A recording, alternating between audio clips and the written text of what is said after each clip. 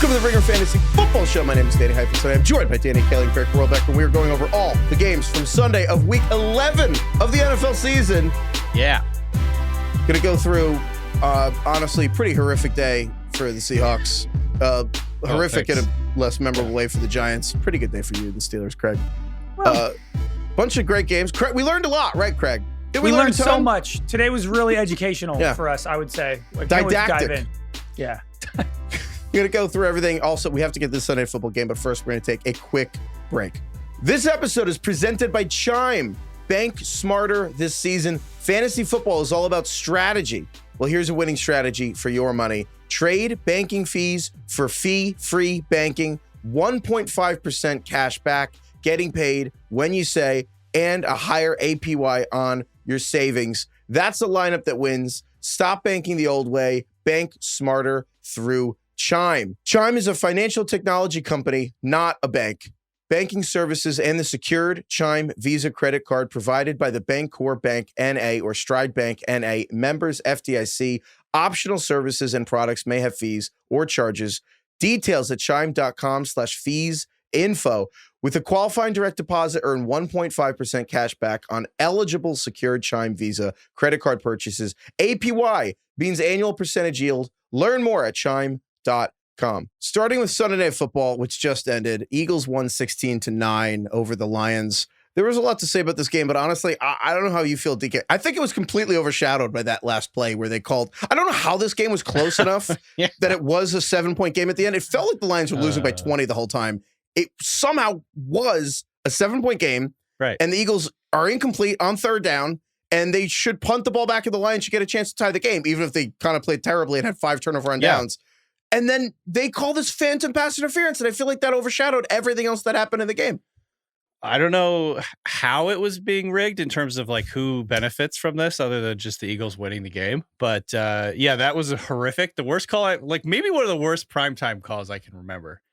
Just absolutely obviously not a foul. This is what makes me so mad about like not having replay in certain scenarios and not being able to use it's like, just get the plays right. Just get the calls right. Even that one, though, they should have the expedited replay. The whole point of expedited replay is when there's a flag on the field, when it's obvious, they're supposed to be able to pick it up. I think in that one, I think they were almost scared to do it because it was such a big play. But that is what expedited replay is supposed to fix.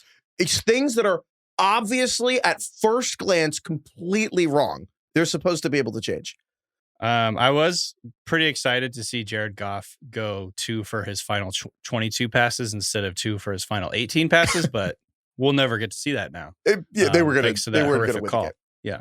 Is there any data on whether expedited replay is used more or less in the final 2 minutes? Because you might be right, Heifetz. Maybe they don't want to make the refs look bad by overturning an important call and with a minute left in the game. Why do we care about making the refs look bad? It's not about they the look refs. horrible. No, it's not about the refs looking bad. It's about the problem is when you have the ability to do instant replay and the central command center has the ability to overturn a call.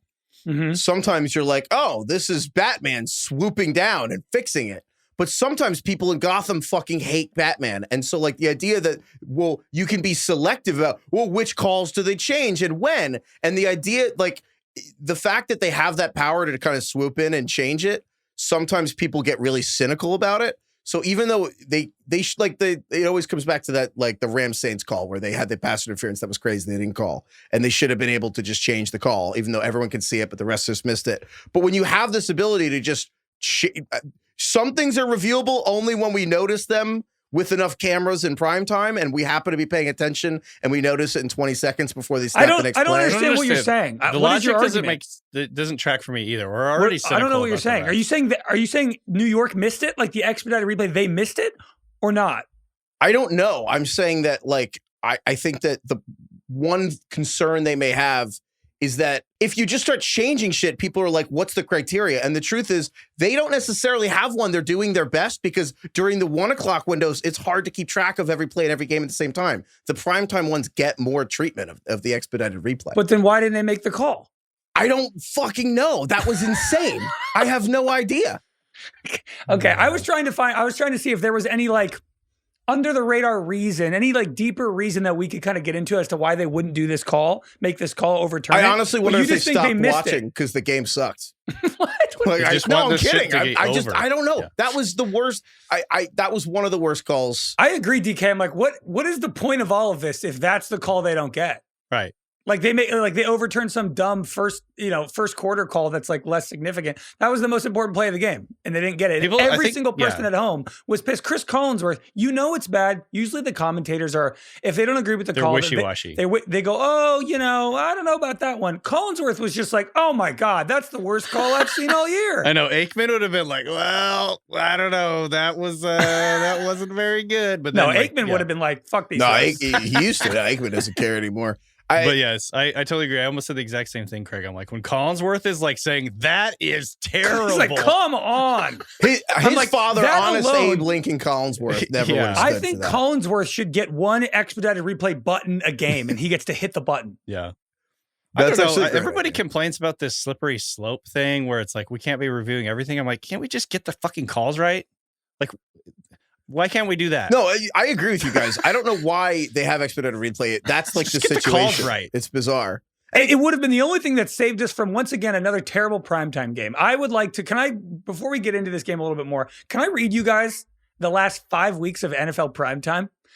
Here are the last 5 Sunday Night Football games. Eagles, Lions, terrible. Steelers, Chargers, horrible.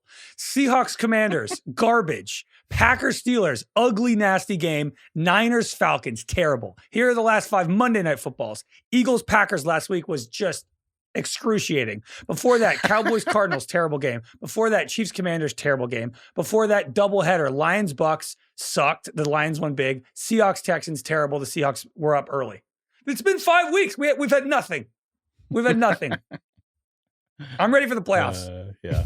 That's where I'm at right Well, now. I just want the playoffs. it's funny you say that because I was thinking about that, about the playoffs last year, and we've come back around to, the Eagles and the Rams, just like last year, were like, those are the best 2 teams in the NFC, I guess.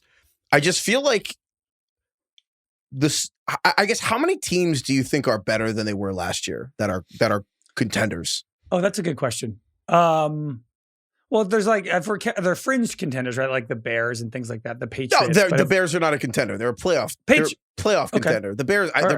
Super Bowl contender. How many teams that could feasibly win the Super Bowl do you think are better than they were Colts? last year? The Colts? Sure, but that's the Broncos? The Patriots. Sure, but that's my point. The Patriots had a fucking Seahawks? Bill's mad. The The Patriots didn't get the Broncos. first pick in the draft. Seahawks. I think are the Rams better this year? I think the Rams. I think the Rams are the only one. But if you look around the NFC, the Eagles fans get so mad the Chiefs are better this year, but they're 5 and 5. I was gonna say they're 5 and 5. The Chiefs probably are, but they're just The as They Steelers just are look like probably shit. better. The Steelers are better this year. Maybe they're not. But even the contenders. Bills, I think the Bills are worse. The Bills touched the Matrix again today, and you kind of remembered, oh yeah, this is what they were like last year. You're like, oh yeah, that was cool. Yeah. But just generally speaking, I do feel like the Eagles are a perfect example where the defense is getting better, but I'm like, the Eagles are just a worse version of what they were last year. But so are all these other teams in the NFC other than the Rams. The Eagles defense has really turned up the heat the last few weeks and look really, really, really Dude. good. I have not seen the Lions so discombobulated in my life under Dan Campbell. Since This was they've been Jared good. Goff's worst game. And Like, it was Dan Campbell. probably I thought ever. Dan Campbell was a mess. Dan Campbell was all over the place. Like him going for all these 4th downs in the middle of the game, like 4th and longs, not He was getting any of them tilting. in the red zone. And then at the end, he punts on That was weird. with 5 minutes left. I'm like, you've been going for it the whole game, and now you punt. You're essentially ending the game. It was funny because the Lions turned it over on downs 5 times in the second and third quarter. And I kind of got it because all they were all midfield, field goalish range. But if you saw the warm-ups before, the field goals were doing the wind. Kicks were doing things I've never seen before. They looked like slices on a golf course. Doing tricks on it for sure. They were doing tricks on it. But then Jake Bates actually kicked the field goal at the end and it was straight. And I was kind of like, oh man, all those turnovers and downs look kind of stupid now. Yeah, it's funny. How many kicks were actually missed tonight? 1? Yeah, like I'm kind of like, man, if they just made those field goals, they probably would have been fine. DK, what do you make of the Eagles? Because the defense, Makuba, the safety, Cooper DeJean, Mitchell, the secondary seems unbelievable. The defensive line, Jordan, it just the play. Jordan Davis batting the most passes of any player this season, or tied for it, while Jalen Phillips somehow just. Of course, now he's healthy for the Eagles and just crashing down and just something about Jordan Davis and Jalen Carter just destroying Jared Goff as first round picks when Cooper DeJean is just like catching interception. And I'm like, all these guys are just first round picks, or second round picks that the Eagles have landed. And I feel like this to me felt like the fifth best defense. Like the Eagles have joined. They're probably a little below the Broncos, Texans, Seahawks, but the Eagles probably have a fourth or fifth best defense in the league right now. Yeah, I mean, they have, real dudes at every level, which is obviously helpful. Like the defensive line stuff, they can just dominate the game when those guys are all on. But also, I think, and we bet on the Lions for some freaking reason. I think we completely forgot about Goff the Jared on the Goff road outside. Jared Goff outdoors thing. Yeah, that was terrible. Crazy. That was horrific of us. By the way, idea? we'll just get ahead of it now. We absolutely got We got destroyed. 0-5 We went this 0 for week. We 5. went 5 today. Just now. a disaster. Just a mess. But we forgot about the whole Goff on the road outside. Yeah, I can't. I don't know. Who thought of that. It was a sign we couldn't decide on Honest any games mistake. to pick, and now we know know why, what? because today was a mess. Across the But board. yeah, Goff, this was the worst I've seen Goff, I feel like, since maybe his rookie season. He just looked, I legitimately didn't look like he knew how to throw a football. He could not throw a football. I think there was a stat at one point, he was 2 of his last 18 passes. And it wasn't like they were all hard passes. He just couldn't hit. Well, he was getting the shit kicked out of him. But to your larger point, DK, I agree. The ball was coming off his hand all weird. You know what the game looked like for Goff? It looked glove like on his right hand. It looked like when Vic Fangio, when he was with the Bears, it looked like that game that he completely changed the Rams offense in like 2018 and sent basically the game that ended up sending Goff packing from McVay and the Rams in the first place. It really to me was the second worst game I've ever seen Goff play, other than that, which was also like Monday Night Football. It was rough, but I mean, obviously, you got to give credit to the Eagles too. But yeah, I mean, the Goff we could on choose the road, not to. The Goff in cold weather on the road thing, we completely forgot about that, and that's an actual real thing. I mean, just look at the numbers in his career. I think Solak tweeted out the stats. It's like he's passing for less than 60% completions in his career when it's 50 degrees or less on the road, which is just like, that's not even that high of a bar. Like 50 degrees.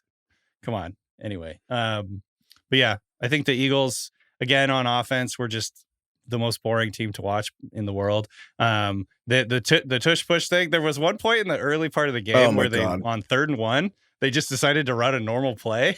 And I was like, they just know they're like, we're on primetime again. We can't fucking keep running this tush push, and we're gonna lose this. And also, by the way, someone pointed this out: the Lions actually did not vote to ban the tush push. So I felt like that was just like a little hat tip to the Lions. Hey, thanks for that. Have I not been as aggressive defending the tush push as anyone, being like, look, I hate that the Eagles win, and I hate the Eagles are cool too. And let's just be honest, everyone's mad that they won the Super Bowl with this stupid play, and you're just jealous and you don't know how to stop it, so you're just mad and tilting. Tonight, I was just like, man, I'm so ready for this to be over, because they called the false start when the guy was putting his hand in the neutral zone. Something to be about, honest, please, the Tyler Steen pointing this hand in the neutral zone, and we're talking about whose hand is there. I'm like, God, I'm ready. There's a solution. Just get them off primetime. Right. If they're doing this in the afternoon slate, no one cares. No one notices. Wait till the playoffs, and then it's like they play a good team, and then the game matters more, and then it's just that cool. we're forced. It's in front of our face like every other week, all season. We have to watch this. We have no other choice. You know why? It's like the meme of the guy holding the lady's eyes open, making us watch look at the tush push. Look at it. It's so Jalen Hurts true. has 130 passing yards every game, and they win 13-10. It's excruciating. The Eagles are like, it's funny. Some people like animal videos, and like some people are into watching like snakes kill something or whatever. But the difference is the Eagles are a fucking python or boa constrictor, whatever. Like they just suffocate you. Not cool to watch a snake just suffocate and crush an animal for like 3 hours. And that is what the Eagles are. They just fucking squeeze the life out of you. And who can just watch that over and over? I oscillate back and forth between team AJ Brown and anti-AJ. Now I'm back to anti-AJ Brown. Now I'm against AJ Brown. Damn, you're what out. is with this guy? I'm upset with it. But 3 days ago, when he was giving his quotes when he was on Twitch, I was like, you know what? I get it. He just wants the offense to do well. Today, he had 10 targets, and he's still dogging routes. There was that deep ball, like 3rd and whatever. 3rd and 15. It was a good throw, and I think if he kept running, he would have caught it. It was a great throw from Jalen Hurts, and he just stopped running. And it's like, it's not like that was his first target of the game, and you could have been like, oh, well, Jesus. I mean, he's been just running wind sprints all night, not getting targeted. That was like his 8th or 9th target of the game. It's infuriating that you're in primetime on Sunday Night Football. You just met with the owner, whatever, at practice 5 days ago. You agreed, like you're getting the ball. That was a great throw from Jalen Hurts. Like AJ Brown very much should have had like a 40-yard play on that one. I'm out on this guy, and I'm doing something we've never done before. It's like it's so over, we're so back. Every week I change. I'm doing something we've never done before. Burn book right now. Do you know we have not put AJ Brown in the burn book? No, we have to. No, we have not. I have the list right now. I don't know how this DJ Moore in last week. I don't know how this is possible. Wait, week what? 1 is Jalen Waddle. How is he not in Week there? 2 is Mark Andrews. Week 3 is Isaiah Pacheco. Week 4 is Calvin Ridley. Week 5 is Travion Henderson. Week 6 is Tony Pollard. Week 7 is Justin Fields. Week 8 is Kamara. Week 9 was Bill Merritt. Week 10 is DJ Moore. We have to put AJ Brown in the board. Oh my God. This guy, holding off for? Of course we do. He's like a fantasy terrorist. It's How have we not unbelievable. done this yet. Oh my God, I'm baffled by It this. feels like we have. I We're agree. missing it. Anyway, no, tonight We'll was put him really in the last again, straw because I'm if like, we haven't. at some point, motherfucker, you're the defending Super Bowl champions, and when they're trying to get you the ball, it's really annoying to see you not trying. It's really annoying. And Collinsworth kind of mentioned it. He recognized it. It was very weird. It was very weird. Like, part of me is like, it's either Patullo or AJ Brown next year. That one of the two are not. I think they're going to have to trade him. Like, he'll have to get his. Like, gone. look, there are points and criticisms AJ Brown's had, and like, look, he's given a lot of quotes. But when he had the issues with the Eagles a year or two ago, he didn't say anything, and people were mad that he wasn't talking. So now he's a little bit damned if you do, damned if you don't. But I can't believe how little effort there was at times tonight. When I mean, it's infuriating, to be honest. It's very weird. So Very I gotta bizarre. say, watching this game felt a lot like watching the show Alone, where the fat guy just sits in his hut all day, does nothing, Lets his fat eat himself away. lets himself starve for 8 weeks unbelievable. or however long. Just tries to outstarve everyone else. Okay, let's get They to just don't ever. They don't ever. Craig, I think you were talking about this. They don't ever take any risks. Everything they do is just like Even chuck it up really deep and really Dude, far you know past what it the is? receiver. Or dude, what? he Jalen Hurts even makes his deep balls seem safe. Yeah, Like even well, those he passes aren't that them way exciting. past the defense. Yeah, Dude, DK's right about taking risks. You know what it's like? It's the Eagles are like the most conservative. Like in poker, there's a thing like honestly being really, really, really conservative in poker Just against bad folding players. every hand. It's that's great. not Yes. Like, Yes. Like in the line of rounders is like if you win 2 hands an hour, you're gonna fucking destroy people. Like that's the Eagles. The Eagles win like fucking 2 hands an hour. They win Yeah, it's 6 like- plays. They win 6 plays a game. yeah. They're not Hands- going. hey, They're not. Yeah, they're not putting the ball at risk. If you put your hands at 10 and 2 on the wheel and you go the speed limit, you'll never get a ticket. It's And that's the unbelievable. Eagles' philosophy. Oh my god. But yeah, it's and we hate anyway. them for it. They're gonna win the We Super Bowl. hate it. Fucking hate them. What are they, 9 and 2? You know why? It's like at least when the Yeah. Dodgers or the Warriors or these other dynasties do shit, at least it's kind of It's cool. fun. We're not going to tell them that, but like it's cool. It's like the Eagles, they're not even cool. Like I'm watching Jahmyr Gibbs and I'm like, wow, I remember when Saquon did cool shit. I remember that. Gibbs was all over the place. Anyway, we can move on here. we can't have them in the Super Bowl. We can't. It's going to Not- happen. not Fucking again. wrap We your can't. mind around it. We can't. Wrap your head around it. The Eagles are making Why the do Super Bowl again. I'm not going to worry about something that hasn't happened yet.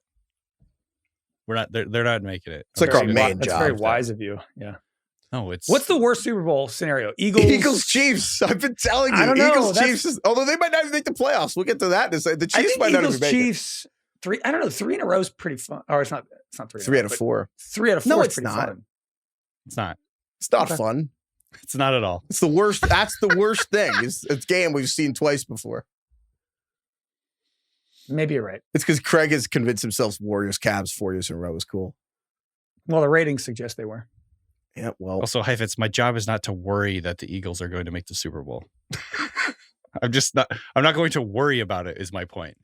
They probably will. DK texts me at 3 a.m. He's like, "Hey, dude, I can't If it was the fall asleep. Niners, Fucking then he would Eagles care. are going to make the Super Bowl again. anyway, all right, we're gonna get to the rest of the games here. Winners or losers? I want to just start with just the NFL sent out this email today. So they had this stat with 1 game remaining on Sunday and so with Monday Night Football still to go. 5 teams today recorded the game-winning score on the final play. Carolina, Chicago, Denver, Houston, and Miami tied for the most games ever in a day in NFL history. And then also Ravens, Bills, Panthers, Broncos, Bears, Packers, Dolphins all ended up coming back in the fourth quarter and winning, which is also just it was a crazy low day. scoring day, but yeah, it was a crazy day. Very suspenseful. A lot of close games. Totally. Low scoring suspense. With that said, Craig, who is your biggest loser for the day? Unfortunately, I do think this is a day of losers more than winners. And I would say my loser broadly is all of the quarterbacks except Josh Allen, who, I mean, everybody got destroyed today. An easy way to tell like what kind of a fantasy day it is and like what the games were like is just go look at your matchups in your league. And if it's red or green, the projections, like today, it's mostly red. And man, all the good quarterbacks. I mean, the fantasy totals today were so low. Drake May, which was Thursday, 15 points. Mahomes today, 13. Stafford, 13. Bo Nix, 12. Caleb, 10. Flacco, 9 points. Lamar Jackson, 4 points. Sam Darnold, 4 points. And Justin Herbert, 3 points. These are all like top 10 weekly, like bankable starters, right. and none of them were good. But if I think we should all pick kind of specifically like which quarterback we think deserves the most heat, I guess, at least from a fantasy perspective. My loser, even though they won the game, I have to give it to Lamar. Like they beat the Browns 23-16 today. They were down most of this game. This game was super ugly, super messy. Lamar had 4 fantasy points today. That is the worst performance of his career in fantasy. Dead last. Well, really? Is that good? Jeez. It's dead Wow. last. Right now watching him, he's probably not healthy, but he doesn't have any juice. Like he doesn't run. He had 10 rushing yards today. Now he has a career low rushing yards per game of 32, which his previous low was 51. Now he's at 32. He has 2 design runs per game now, which is by far his career lowest. And you can feel it the most in the red zone. Like when this team gets within the 10, they can't score. And particularly they can't run the ball. Derrick Henry continues to get stuffed. He did get one in, but it's like 1 out of 5 works for Derrick Henry. He's usually losing yards. And the threat of Lamar, like the RPO threat, it's not there. They're just not using it. And the numbers bear it out. The Ravens' touchdown efficiency in the red zone this year is 29th. It's only ahead of the Saints, the Texans, and the Titans. And then the Ravens in the red zone. Like 3 of the worst touchdowns. It's so offenses funny in the league, and then the Ravens. It's just so funny to think that teams are having so much success with these big tight end sets, like the Rams or the Seahawks or teams. I mean, obviously the Seahawks there, but have been shredding all year with passing out of these. I mean, the Rams, again, 20 touchdowns, no picks in the last 4 weeks, mostly out of 3 tight end sets. And the Ravens, who have been trying to do this to some degree for 4 or 5 years, Todd Monken, who even at Georgia had Brock Bowers and like Darnell Washington, and like just Todd Monken's thing has been 2 tight end sets to pass for years. And it's kind of weird. The Ravens spacing, it's totally wrong on the red zone. Derrick Henry is the dictator statue toppling over. But I think, I mean, Lamar had a pick today that Mark Andrews is absolved between the tush push. Like Keaton Mitchell, bless his heart, had one of the worst drops you will see. Is he still the best Ravens running back, DK? No, not after that. I got the ick after that. That was like horrific. He volleyball set it way higher than Mark Andrews did. You joke all the time Mark Andrews volleyball setting. Keaton Mitchell actually set the ball up and actually would have not looked out of place on a volleyball court. What he did, he just set it up and then the Browns just caught it. That was really rough. But yeah, no, it was take weird. That back, Craig. There was a point where it really, really, really seemed like the Ravens were going to lose to Shedeur Sanders, which isn't what really would have happened, but that's what we all would have talked about. Yeah, and like, look, I think you can look at it 2 ways. One, it's like the Ravens, there's something systemically wrong with them, or it's like Lamar hasn't been healthy since he came back. He had the hamstring. Maybe he came back a week earlier than he should have. He had this knee thing. He missed a practice this week with a knee issue. And they just played at Minnesota and at Cleveland, 2 awesome defenses that give Lamar fits. And their next 4 games are against the Jets, Bengals, Steelers, and Bengals. I agree. I think it's wise to not overreact because what you just said. I think the Browns defense is sick and they're going to just rock the next. And they won the game and it was ugly as hell. And they kind of needed everything, but they did what they needed to do. But it's like, today was like the 3rd highest sack rate he's ever had in his career. Like it's really bad because he's not scrambling. He's not working himself outside the pocket and he's not bailing to run. He's not. It's not good. That's 4. But they won the game. They won the game. You know what's funny about the 4 points? I think DK, did that outscore Sam Darnold? Just barely. Like truly just barely. They both had 4. Sam Darnold had a horrific day, guys. All the cliches, like if you just search seeing ghosts on Twitter, it's like probably 1,000 tweets long of a result there. It was really, really bad. He had 4 picks. He essentially he single-handedly lost the Seahawks this game because the Seahawks defense against the Rams, they lost. Oh shoot, what was the final score? They lost by 2. 2. Which is unbelievable in a game where you throw 4 picks. They had the ball and they could have won this game. Yeah. They lost 21-19. They There's missed a almost 61-yard field goal, I think it was, to at the buzzer. Essentially, it was like a really long field goal attempt. but DK, they does didn't any get part it. of you think Sam Darnold had 4 picks and they lost to the best team in the NFC by 2 points? We're okay. Yeah, I was gonna say, like, is it cope if I actually come away from that game like feeling okay? Like the defense did a really good job in LA at kind of not shutting down, but limiting what the Rams could do.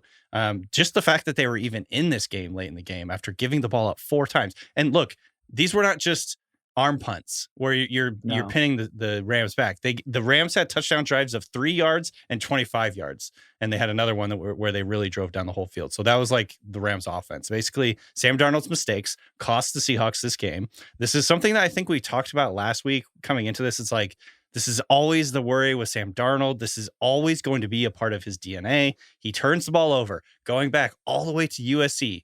That was his big thing. He's really physically talented. He's like a big time. He can make these big time throws, but he short circuits at really bad times. And this is what he did last year for the Vikings. Darnold, believe it or not, like, I don't know if people realize this. He is actually tied for dead last in the NFL in turnovers this year. He has 14 turnovers, which is tied with Tua for most in the NFL. He had 16 turnovers last year when turnovers were kind of a problem. And he has more turnovers than Geno Smith does this year, which is kind of crazy. How many of those in the last 2 weeks, though? Like half He of has them? 10 turnovers in the last 4 games.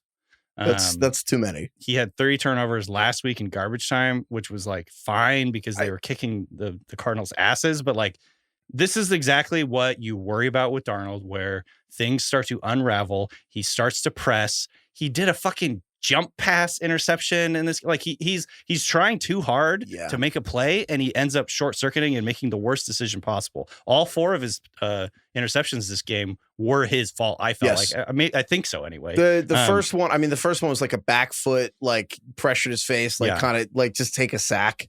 And he just decided to try to rip a pass. And it was a mistake. It was a bad decision to throw it. The second one was there was a stunt and there was like unblocked pressure right in his face. And he just a classic, like, just take a sack, bad decision to try to throw it all. And then I wrote down Sam Darnold might be, it seems like the loser in this game. And then he threw 2 more interceptions. And it's too bad for him because the Rams are the team that just rocked him out of Minnesota like that. And it wasn't entirely his fault. Like the Vikings offensive line, the interior offensive line allowed a lot of pressure to Darnold's face and he didn't handle it well.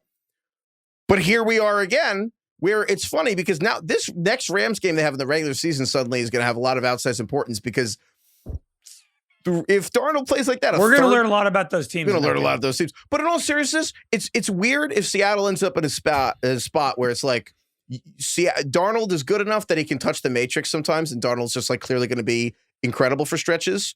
But the team that has his number is in your division. It just seems bad.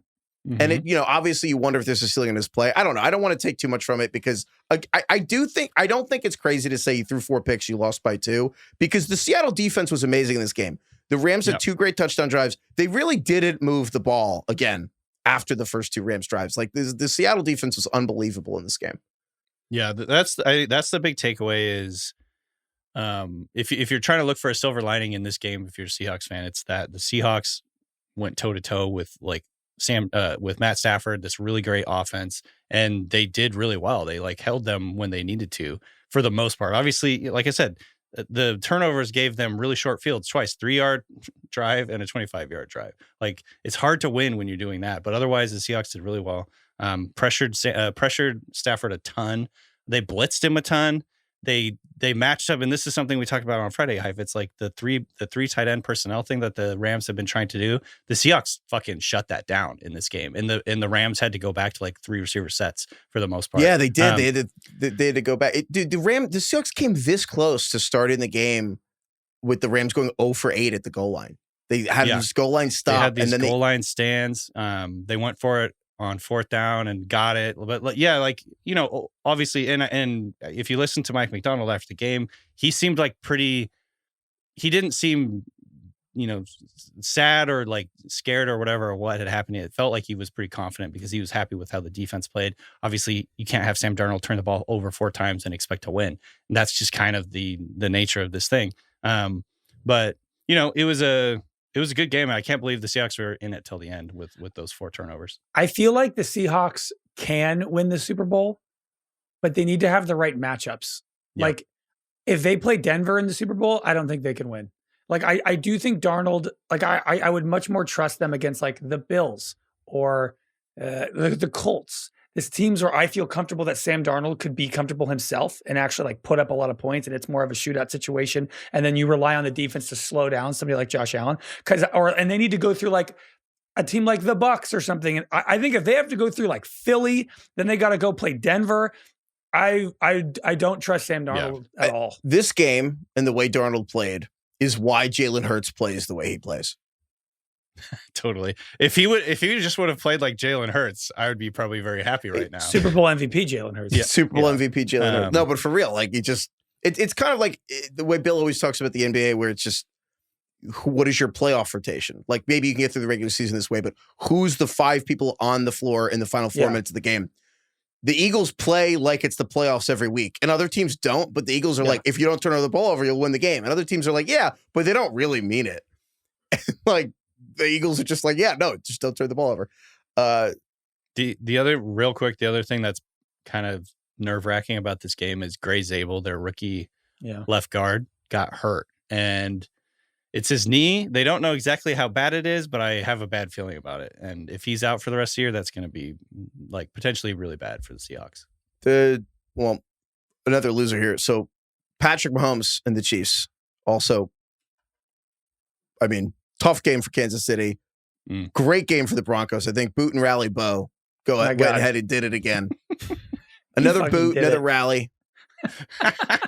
He's unbelievable. He really is. It's Broncos beat the Chiefs 22-19. Broncos are 9-2. I mean, boot and rally Bo gets 3 fourth quarter field. That's a great name. I know. Bill Cook there. So 3 fourth quarter field goals to get the win. Boot and rally Bo hits Troy Franklin with a minute left to set up the walk-off field goal. There kind of was a false start on Troy Franklin on the catch that Troy Franklin had. And I also don't care because the refs kind of took away a pick 6 from the Broncos for like no reason. So I think it's a wash. That's not Bo's. That's not boot and rally Bo's fault. No, it's not Bo's fault. He still hit the throw. Will Lutz, the Broncos kicker, had 5 field goals in this game. I believe it's 16 of the 22 points for the Broncos, which is just funny to me, or well, more than that, I guess. But I mean, this was kind of just classic all around. The Broncos defense was just like outrageously good. The Chiefs offense once again was like kind of a hot mess. And I don't think I think this one was the first game in a while where I was like, man, Andy Reid and Spagnuolo, the coordinator, they're kind of old. Like they kind of just didn't have their fastball today. Andy Reid, like once again, 3rd and 1, they're in shotgun again. I'm like, man, just get under center with Kareem Hunt. What are you doing? But Bo Nix, I think I actually think Bo Nix played well. I think Sean Payton, Romo was all over this. When Sean Payton can't get the play calls in on time because he has the play calls are like, God, they're like 40 words. They're like the longest ones left in the NFL. I think when he retires, no one else will call plays like he does. Combined with, I swear if Peyton's older and just talks slower now, for whatever reason, those play calls aren't getting into like 27 seconds. And you can tell it drives Bo Nix nuts. He screams about it once a half. And he wants to go with tempo anyway. He came from freaking Oregon. But they got it done. But the defense destroying Kansas City with Patrick Surtain, who's the defensive player of the year, did not play today. And I mean, the Chiefs kind of had one good, I guess 2 good drives for Kansas City. But CBS had this graphic that Mahomes got the ball at fastest release of his career, 2.2 seconds on average, which is the fastest of his career. So the Broncos kind of kicked the shit out of him. The Broncos defense is absolutely legit. I saw this from Josh Dubow. First team since 2000, Saints, with 49 sacks in their first 11 games. They just rush the passer like crazy. Obviously, they have a very good secondary as well. And I saw this. So it's funny how the NFL is like this every year. We talk about this all the time. The score, your record in 1-score games really does matter so much and can swing the entire season one way or the other. So the Broncos last year were 1-6 in 1-score games. Now they're 7-2 in 1-score games. And then on the other hand, the Chiefs last year were 10-0 in 1-score games and 0-5 in 1-score games this year. So, I guess the shine is taking off of Pat Mahomes in terms of like his late game heroics, maybe just a little bit this year. Obviously, I still believe in him very strongly late in games.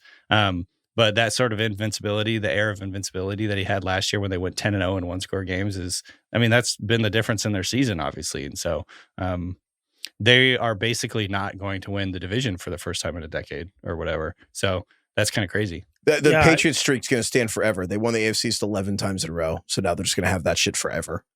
I know the Chiefs are 4 wins back on the Broncos. I mean, shit, man. The Chargers are 7-4. They had a rough day, but the Chiefs might be the first team to miss the playoffs, and I think they'll be the best team in the league. So. The Chiefs, here's the thing, though. So the Chiefs, they're in a very precarious spot for the playoffs because the division, we're in a weird spot where there's a real changing of the guard here. Some of it's schedule-based, but the Patriots are really in position to win the AFC East over the Bills. And I don't know if we would pick the Patriots to beat the Bills if they played in the playoffs. The Broncos are certainly in position to win the AFC West but I don't know if we would pick the Broncos to beat the Chiefs if it was in the playoffs. I know they just beat them today, but then you kind of have that all over. The AFC North, like if the Steelers and Ravens both made the playoffs, would you pick the Steelers to beat the Ravens? I don't know. But it's like the whole thing where we wanted, Mahomes, Lamar, Josh, suddenly none of these teams are going to win the division. And you're actually going to end up with the Colts, the Broncos. Honestly, it's like 2005 all over again. It's the Steelers are winning the North. The Colts are winning the South. The Broncos are going to win the West. And the Patriots are winning the AFC East. It literally does look like the 2006 standings. So what's weird is that the Chiefs... How do you know the 2006 standings by heart? It's crazy. Wait, just the 2000. I mean, I don't know. I feel like those teams just won every year. You're just like an encyclopedia. I feel like I'm right. I'll look it up. But I'm not doubting you. I'm just like amazed. But what's crazy? Remember last year's standings. That I believe. I just think it's weird the Chiefs right now, if the season ended, wouldn't make the playoffs because it's not just that they're out of it. It's that the teams ahead of them, the wild card, they lost to all these teams. So it's actually kind of a big problem for Kansas City. It's not just like, Mahomes will pull out the magic. They're behind the Jags, but the Jags have the head-to-head because they beat them on Monday Night Football. The Chiefs are behind the Chargers, so they're going to have to beat them just to split it. And they're behind the Bills, and the Chiefs lost to the Bills. And they're behind the Texans, and they play the Texans still. So if the Chiefs lose to they have to beat the Texans, or else like the Chiefs. It's not like, they'll just make it. They really have to go on a run, or the Kansas City's going to miss the playoffs. Yeah, they're like, I mean, they have the 9th best record, I guess tied for the 8th best record right now in the AFC. It's not great. Do we put an asterisk on the Super Bowl this year if Kansas City doesn't make the playoffs? For sure. Well, it depends. It depends who wins. Craig, do you actually really still believe the Chiefs are the best team in the NFL? Like, do you still feel that in your heart? Well, I'm trying to think of a team that if they played which team would I pick? Rams, Chiefs. If it was Rams, Chiefs right now on a neutral site in the Super Bowl, I guess I'd probably pick the Rams. But I don't think there's many teams on a neutral site right now. You don't think they're 9th in the AFC? I know. But I don't know. Would you, if it was just straight up right now, Patriots versus Chiefs, neutral site for the Super Bowl, who are you picking? You picking the Pats? Probably the Chiefs. I have a hypothetical. What about that's out of respect for what they've done in the last decade, more than what I actually feel like they are this year, kind of deal. You know what I mean? Like you're telling me you would take Daniel Jones over Patrick Mahomes right now in one game? I mean, I would take Daniel Jones over Mahomes for years. Hypothetical for you, Craig. AFC Championship game, Chiefs versus Broncos. Who do you think wins? I would pick the Chiefs. DK. Yeah, I mean, I guess this is at the end of the day what Craig is saying.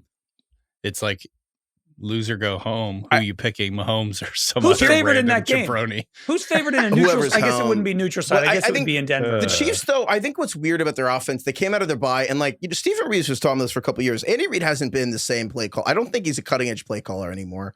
I think that it's the same way we talked about the Eagles' offensive line has gone from A+ to B+, I guess. I mean, Lane Johnson's in another lineup. They're an A B+ offensive line. I think the Chiefs play calling on offense and defense is B+, and it used to be A+.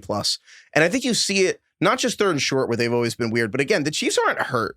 That's the thing about Kansas City, right? Josh Simmons came back to the Chiefs. Isaiah Pacheco, a 7th-round running back, that's the only guy that's really part of this team that's not there. You compare that to any other team in the NFL, they're not even close to their best. The fact that they're not getting they're not able to get Rashee Rice the ball, they're not able to move. They had 2 weeks to scheme. I mean, Mahomes, again, Buffalo 2 weeks ago, Mahomes had the lowest completion percentage of his career. I know he's the Broncos still missing open guys. Yes. Dude, his deep ball is still nothing looks easy. Nothing looks it's funny, too many really skinny guys on their offense. Chris Jones, after the game, too many. Chris Jones was talking about he thought the Bo Nix knew exactly what they were doing on 3rd and 15. He like it was basically shot at Spagnuolo. And also why Tony Romo can't get Spagnuolo's name right. He calls him Spagnola, even though Tony Romo has probably done more Chiefs games than anybody else in the last 6 years. And he's gotten this guy's name wrong every single time. But Chris Jones was calling out Spagnuolo in this game, basically, and saying that they had the same 3rd and long blitzes. Like, I don't know. I think that I kind of think the Chiefs will end up missing the playoffs. It's just one game, but I felt watching that game, I just felt like the Chiefs just aren't that good. To be honest, I just feel like defenses are better than offenses right now. Like, I think this season is defined by teams with really, really strong defensive units. Like the Eagles are defensive centered. Like the Broncos, those are probably the two best teams. I mean, the Rams are really good defensively. Seattle's really good defensively. Houston's really good defensively. It's like none of these offenses are able to thwart these defenses in these major matchups. It is funny how even 2 years ago we're like, how will offenses catch up or whatever? You know, I mean, how will defenses catch up? You know what I mean? And now it's like, yeah, I do feel like we're watching defenses kind of kick the crap. I think if you look at the numbers, because like Craig, you mentioned that earlier today, and I looked at the numbers, and like in terms of scoring, the 2025 season so far is like 4th most points per game. But what I was going to say was to defend what you're saying is like the best teams in the NFL though dominate with defense. When the Seahawks play the Commanders, like they can put up 40.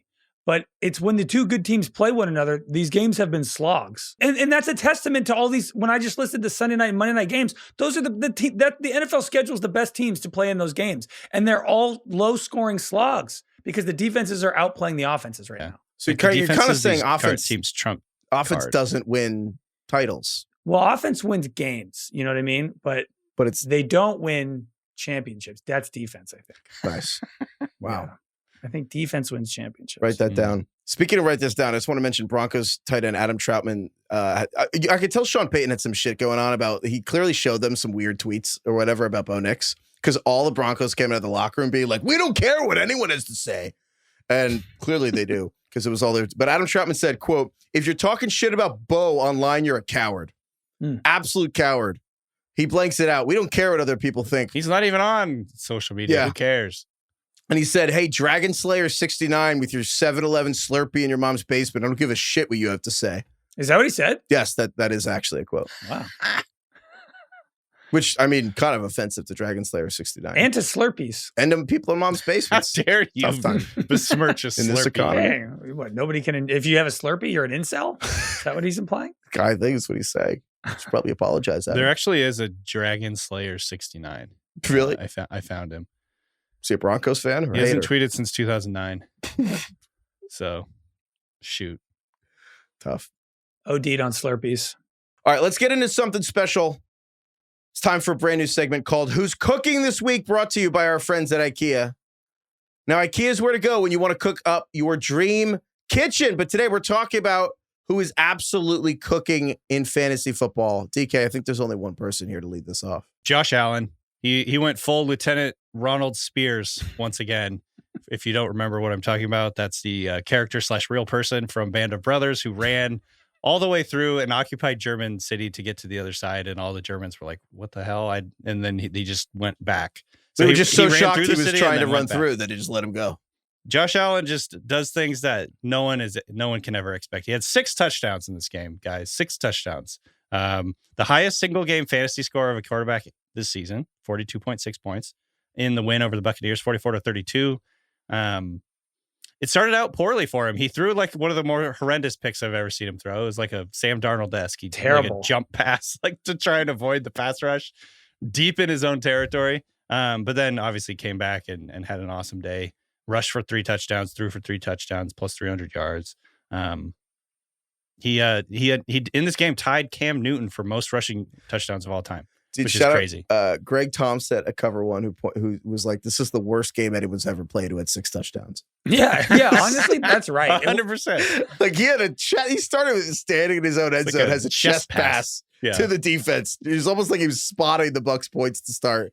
Yeah, and then he really should have had another pick on the next drive. And then he kind of just, I don't even know if he settled down as much as, I don't know if he settled down or doubled down, but I know. He's just a force. Like every once in a while, he's just like a tidal wave that can't be stopped. And you know it too, when you're going up against him in fantasy and it's just like every drive, he like runs in a touchdown and you're like, oh my God, this guy's going to put a fucking 50 points against me. Dude, so Josh Allen, I mean, honestly, he's like a runaway train of fantasy points sometimes. You go through it, it looks fake. I mean, first of all, Josh Allen had more touchdowns than Herbert, Mahomes, Lamar, Darnold, Bo Nix, Matt Stafford, and Baker combined, which is just funny.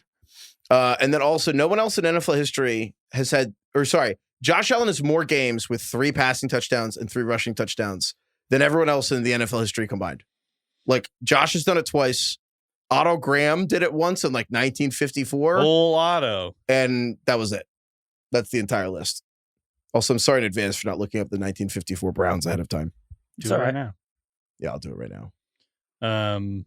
Yeah, this was an interesting game. Storyline from the Bills is that Keon Coleman got not benched. Was he late? He was made inactive because I believe he was late for a meeting or a practice. I can't remember. Yeah, that was it. But it sounds like this has been a thing that's happened multiple times now.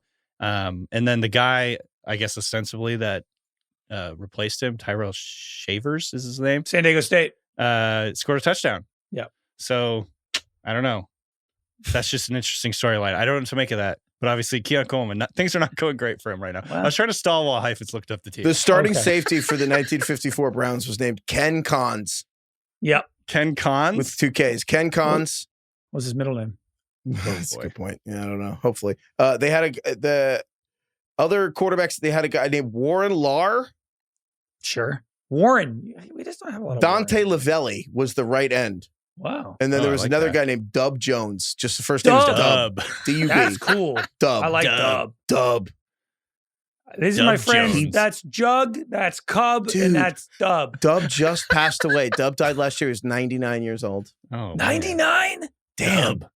Did he fight in World War II? Yeah, he was drafted in 1946. By the Army or by the NFL? Good question. No, they didn't have the draft. Fair in enough. 46. He was a Seahawk. Dub? No way. Dub. Anyway. Wait, what? He was a Seahawk? What are you talking about? They weren't around. He was not a Seahawk. Unless he was playing in the NFL for 35 years. Oh, sorry. Wait, hold on. Sorry. I was skimming. Was he a literal Seahawk? I was skimming. He played for the Miami Seahawks of the AAFC in 1946. Wow. Okay. The Miami Seahawks. And then they relocated to Baltimore. I don't know. Anyway. Sorry, I didn't know there was another Seahawk team before the Seahawks. I don't know. You learn something new every day. Who knows? Anyway, yeah, Josh Allen was cooking. Also, I actually think this is probably I wonder if this is the most valuable fantasy football game ever for a quarterback. It's not the most points Josh has ever scored or a quarterback's ever scored. But if you look at the wider range of the day, talking about what happened earlier, the fact, there were only 2 other quarterbacks that even had over 20 points today. And they were Bryce Young and Jacoby Brissett. No one played them. I believe Bryce Young was played in 10% of leagues on Yahoo. So certainly not single quarterback leagues. Yeah. If you look at in those 10% of leagues, that was the people who had already abandoned their season and he was just stuck in their starting lineup. Exactly. So if you look at who is actually playing in your lineups, Josh had double, if not triple or quadruple as many points as every other quarterback. So maybe it's not the most points ever in a week, but compared to how bad the overall week was, he was probably more valuable as a quarterback this week than any week that there's ever been. God, Justin Fields was the QB4 this week. And even he was played in less than half the leagues. In my home league, I had Lamar and Justin Herbert, who collectively scored 7 points up against Josh Allen, who scored 42. Yeah. And I was like, well, I can't win. It's pretty incredible. What am I going to do? The other person who's cooking in the same game, so the Bills, God, it was crazy because the Bucks played well, but the Bills beat the Bucks. Oh God, what was the final score here? It was a lot to a little. 42-31 or 44-32. 44-32, yeah. Which was crazy because Sean Tucker for the Buccaneers went absolutely crazy. Sean Tucker had 21 touches for 140 yards from scrimmage and 3 touchdowns. Sean Tucker, 33 fantasy points, #1 running back in week 11. Sean Tucker.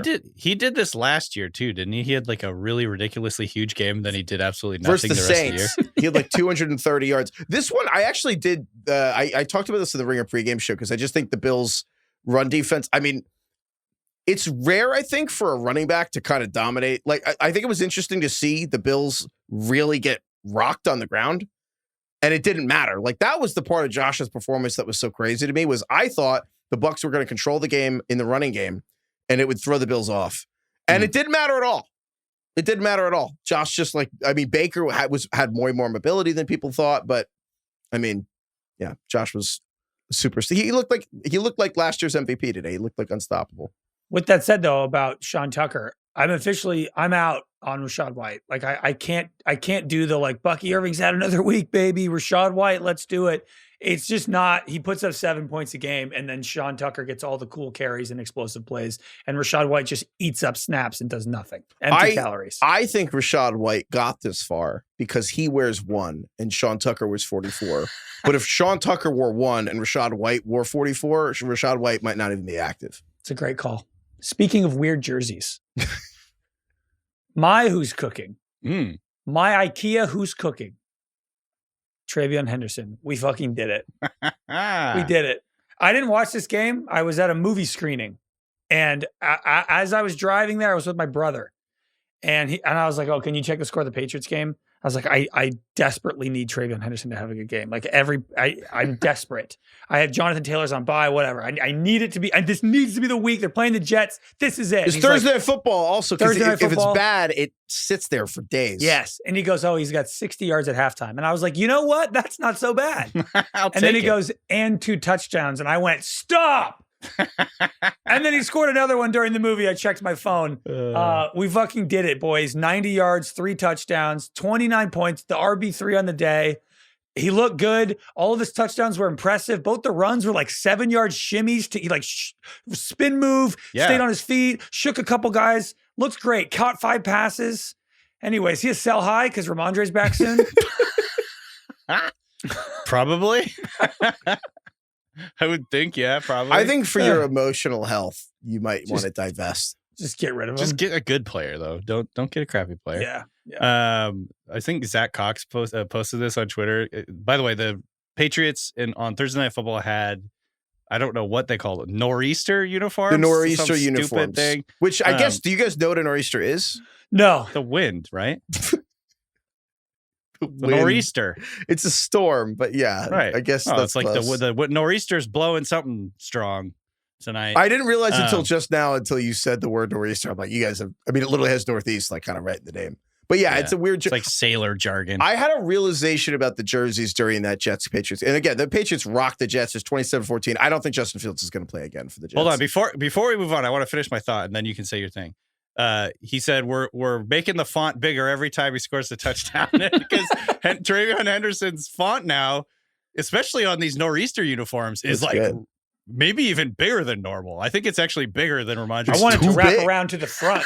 That's true. Yeah. Anyway, go ahead. That's good. No, we should just wrap. We will make it bigger. Every touchdown, he gets a little bit bigger font.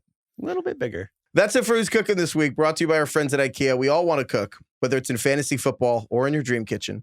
And at IKEA, you can find everything you need to create yours, from big dreams like whole new kitchens to smaller ones like stylish plates. Bring them to life with high quality, expertly designed and innovative products. Visit IKEA.us/dream kitchen to learn more. Dream the possibilities. It's so over. We're so back. DK, who is so back this week? Bryce Young, at least until the next time he plays the Falcons. Bryce Young owns the Falcons inexplicably. I don't know what's going on with this. Last week, we were pretty much giving up on him. I think I said, we know the story. Like it's over. They're going to someone different next year. And then Bryce comes out and passes for 448 yards, which is 120 more than the next closest game he's ever done in his life. Also, it was a career high. Sorry, it was a 30-27 win over the Falcons in overtime. Bryce now 448 with 3 touchdowns and no picks is fucking crazy. I got to be honest, DK. The number 1 defensive DVOA team, mind you, DK texted, for a while. DK, you texted us that Bryce Young might be my winner this week. And I was like, that's stupid. Why did you want to do that? And then I looked it up and I was like, 448? What? Yeah, 448 yards. It's more than Cam Newton ever did for the Panthers. Were you guys aware of this during the game? I feel like I was not. I was like watching, and I was watching. Yeah, me too. Yeah, and it did not really register to me that he was flirting with 500 passing yards for a while. I thought he was done. And then he came back in and he's just dropping dimes out there. Well, he had some really horrible like snap fumble situation, and he was limping, and his ankle hurt. Stepped on him, and he was in agony. He was like writhing on the ground. There's just, look, he did a great job in this game, and like I said, he's played the Falcons really well in his career. He's now 4-1 in his career against the Falcons. He's like Davis Mills. But there are times where he looks just like a little kid out there. It's crazy. It's crazy that he was the first overall pick. It's crazy that he's still an NFL starter. And look, I understand like he can do some magical things sometimes, but yeah, this was it fell out of character. He is the perfect "we're so back" candidate because in 7 days it will be so over. The NFL's a funny sport because I feel like there are certain performances that the collective media just willingly ignores. Like no one will talk about this. Yes. No. Yes. You know what I mean? Honestly, one of the reasons we needed to do this we didn't learn discussion- anything from this game, Craig. Everyone will just be like, I didn't understand the stat line and I won't respond. This is the only record there will be of this Plate game. or platter. Yeah, it's like Michael Wilson today having 11 catches for 185 yards, whatever it was. It's just, everyone's just like, I don't know what to do with that. That I'm was just gonna weird. leave it over there. Yeah. What was the Jacoby Brissett stat? This was the most random thing I've ever Oh heard. yeah, Jacoby Brissett had an NFL record for most completions in a game today. Dude, he was 47 completions, and he completed 80% of his passes. He as was they got 47 for 57. That's a great score on a test. How did they lose by so much? What was the final? They He got played their asses terribly, kicked. I swear. It was 41-22. The game was never close. It was never close. They didn't He play set a well. record for completions. He had 450 yards. Michael Wilson had 15 catches for 185 yards. 85 yards. And Jacoby Brissett had 900 passing yards today. Anyway. And also, That's you know weird. what? Brissett also looked like he was in agony at multiple points. I was way more thinking that Jacoby Brissett was going to be hurt and Kyler Murray would have to start next week than I was thinking Jacoby Brissett was going to break an NFL record for completions. It's pretty impressive to have 47 completions, 450 yards, and only score 22 points. I know. Yeah. I thought you were going to say picks for the 47 record. completions and none of them were really that memorable or important.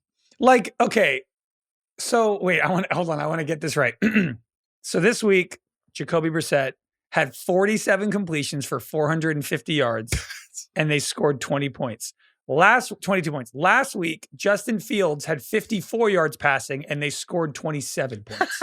Also, 40 of them were on one screen to Breece Hall behind the line of scrimmage, like Dude, 6 seriously. forward passes.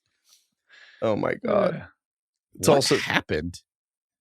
weird. Arizona like doubled San Francisco's yards.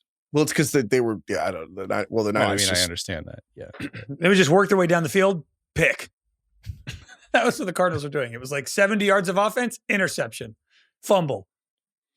Anyway, the Cardinals have had some of the, I mean, between that and the Titans game, just a lot of crazy things the Cardinals this year. I don't know how to say this. I don't really know what I mean, but I feel like the Cardinals are the most irrelevant team in the NFL this year. Yeah. Do you know what I mean? I do. Like there are worse teams, like the Jets are more relevant. You know what I mean? I would say it's like the Cardinals, the Saints are really irrelevant.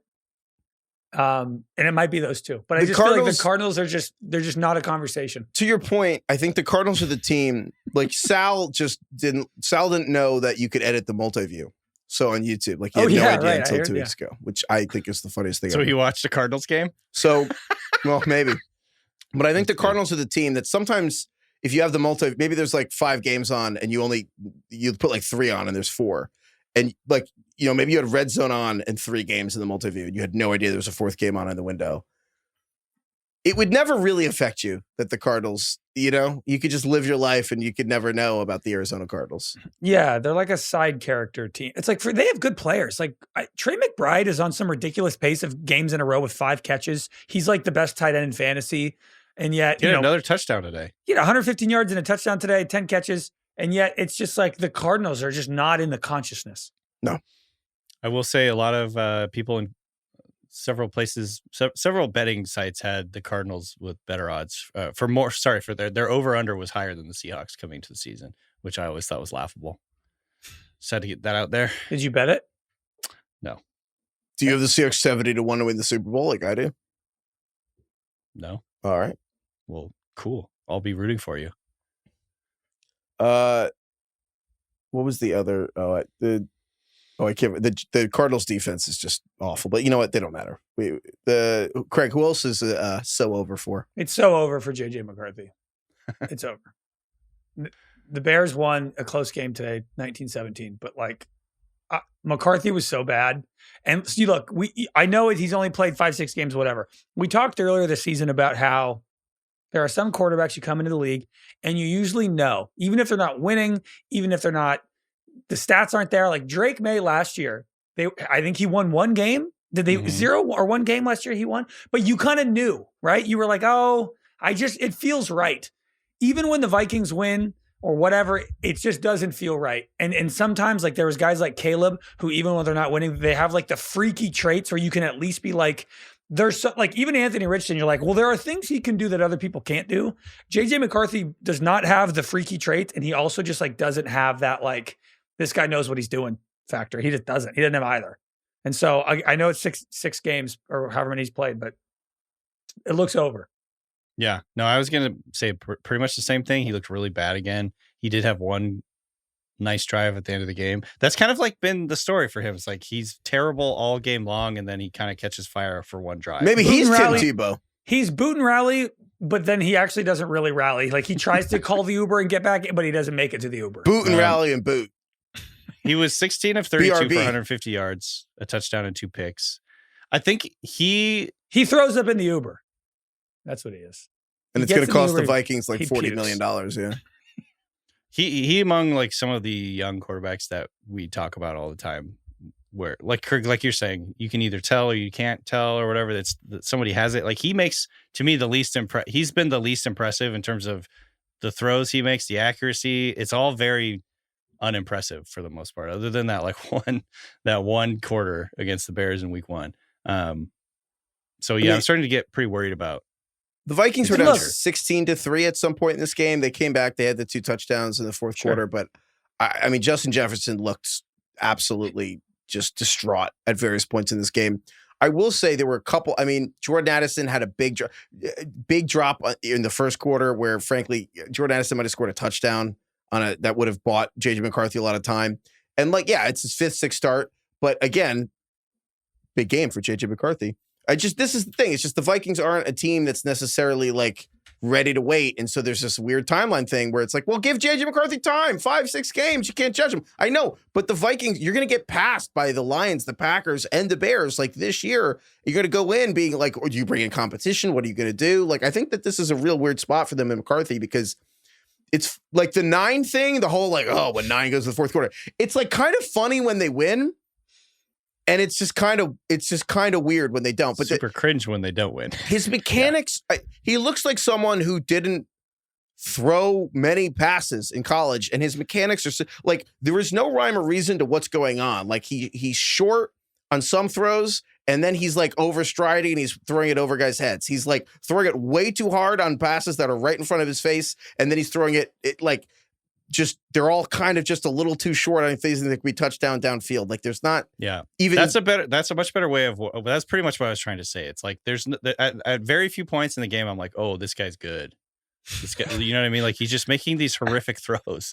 Also, this came up today. He can't throw left. Like if you look at his numbers from the right and to the left, a dramatic difference. He's Derek Zoolander. It's like it is truly the mechanics Jaylen are kind Brown of off. Heifetz, the mechanics are off. When he throws left, it just looks more labored. I don't know what the deal is. But that's going to be something that teams take advantage of because if you can't throw to one side of the field, that's going to be tough. I mean, look, this is it's so over, we're so back. This category, the whole point is that these things change overnight. So maybe in 2 weeks he'll be so back, but right now it's so over. I have something that's so back. Okay. Spitting. Week 1, Jalen Carter spit on Dak Prescott. Where's replay assist there? I know. For my boy Jalen Ramsey, who's just Spitgate. defending himself. I feel like can we get replay assist to be like actually Jamar Chase spit in his face and he was defending He's himself? going to get suspended. Well, whatever. He got taken out of the game. I don't know. So Jamar Chase. So what happens? So Jalen Ramsey punched Jamar Chase and got ejected. Turns out Jamar Chase hocked a loogie right in Jalen Ramsey. Oh, a big wet one, too. It was huge. It looked like fucking Spider-Man. Shotgun splatter. Unbelievable. It was thick. It was okay. It wasn't viscous loogie. Like really, like it was a spray. Phlegm. Unbelievable spray. All right. Like the ocean, DK. And anyway. Nor'easter. It's like a nor'easter of loogie. It's like blowing into your face. All over Jalen Ramsey. Atmospheric river of spit. An atmospheric river of loogie. There was one of those spit. in LA this weekend, by the way. There was an atmospheric river in LA. God, we got to get weathermen to name our show and shit. Why do we have so many of these atmospheric rivers all of a sudden? That's God. Anyway, so Jalen Ramsey punched Ja'Marr Chase for this atmospheric river of spit. He got kicked out of the game. Yeah, and like it was funny because Ja'Marr Chase then was asked, "Did you spit on him?" And Ja'Marr Chase said no, which is funny because he definitely did. And then it was even funnier because Jalen deny. He's just like, no, I didn't open my mouth, which is like, well, you did. But it was also funny because then he's like, release the spit files. I got nothing to hide. Just, dude, it might have been a second spitter. I don't even know what he's going for. But it was also great because then a reporter asked Jalen Ramsey after the game, is spitting one of the most disrespectful things someone can do? And Jalen Ramsey says, quote, "It is. It's what pussies do." Quite honestly. And quote. Oh my God, he that said, was a real quote. Yes. He said, quite honestly. He said, "It's what pussies do," quite honestly. Wow. Which I don't know why that makes it so much funnier, but it does. It does. It's a banger. So I think journalistically, I think they have to ask Ja'Marr Chase, is spitting what pussies do? Like they have to ask Ja'Marr Chase that question. That's actually would be such an awesome question to hear him have to respond. Feel like, hey Ja'Marr, is spitting what pussies do? Quite honestly, is spitting what pussies do? Quite honestly, if you had to be quite honest about it, we just need your comment. Anyway, I thought this was great because honestly, the Steelers just kind of destroyed the Bengals in this game. It was very classic Steelers. The Steelers are also kind of back because Aaron Rodgers hurt his wrist. Yeah. Mason Rudolph came in this game. Nothing mattered. The Steelers defense outscored the Bengals offense. The Steelers are both a mess. Looked awful last week versus the Chargers. Classic Tomlin didn't matter. Like the Steelers last 3 weeks have had nothing in common with each other. Any of the looked horrible against the Packers, beat the Colts, looked terrible against the Chargers, beat the Bengals. And I actually have a theory developing about the Steelers that the fact they're 9-7 every year means they should never be bet on because there's no possible way you could make a profit betting on the Steelers. I've decided that there's no way that math works out ever. But Rodgers has a small fracture in his wrist, it looks like. I was surprised he came out of the game because I'm like, it's his non-throwing hand. Yeah. Well, I heard he tried to come back in and they didn't let him. Oh. Because he's 42. That's what he told him to say. That's the narrative he's peddling. No, this sucks. I feel like everyone's like, oh, Mason Rudolph's going to be better than Aaron Rodgers. I don't think he is. Mason Rudolph sucks. We know what Mason Rudolph is. Like, Aaron Rodgers is better than Mason Rudolph right now. I feel confident saying that.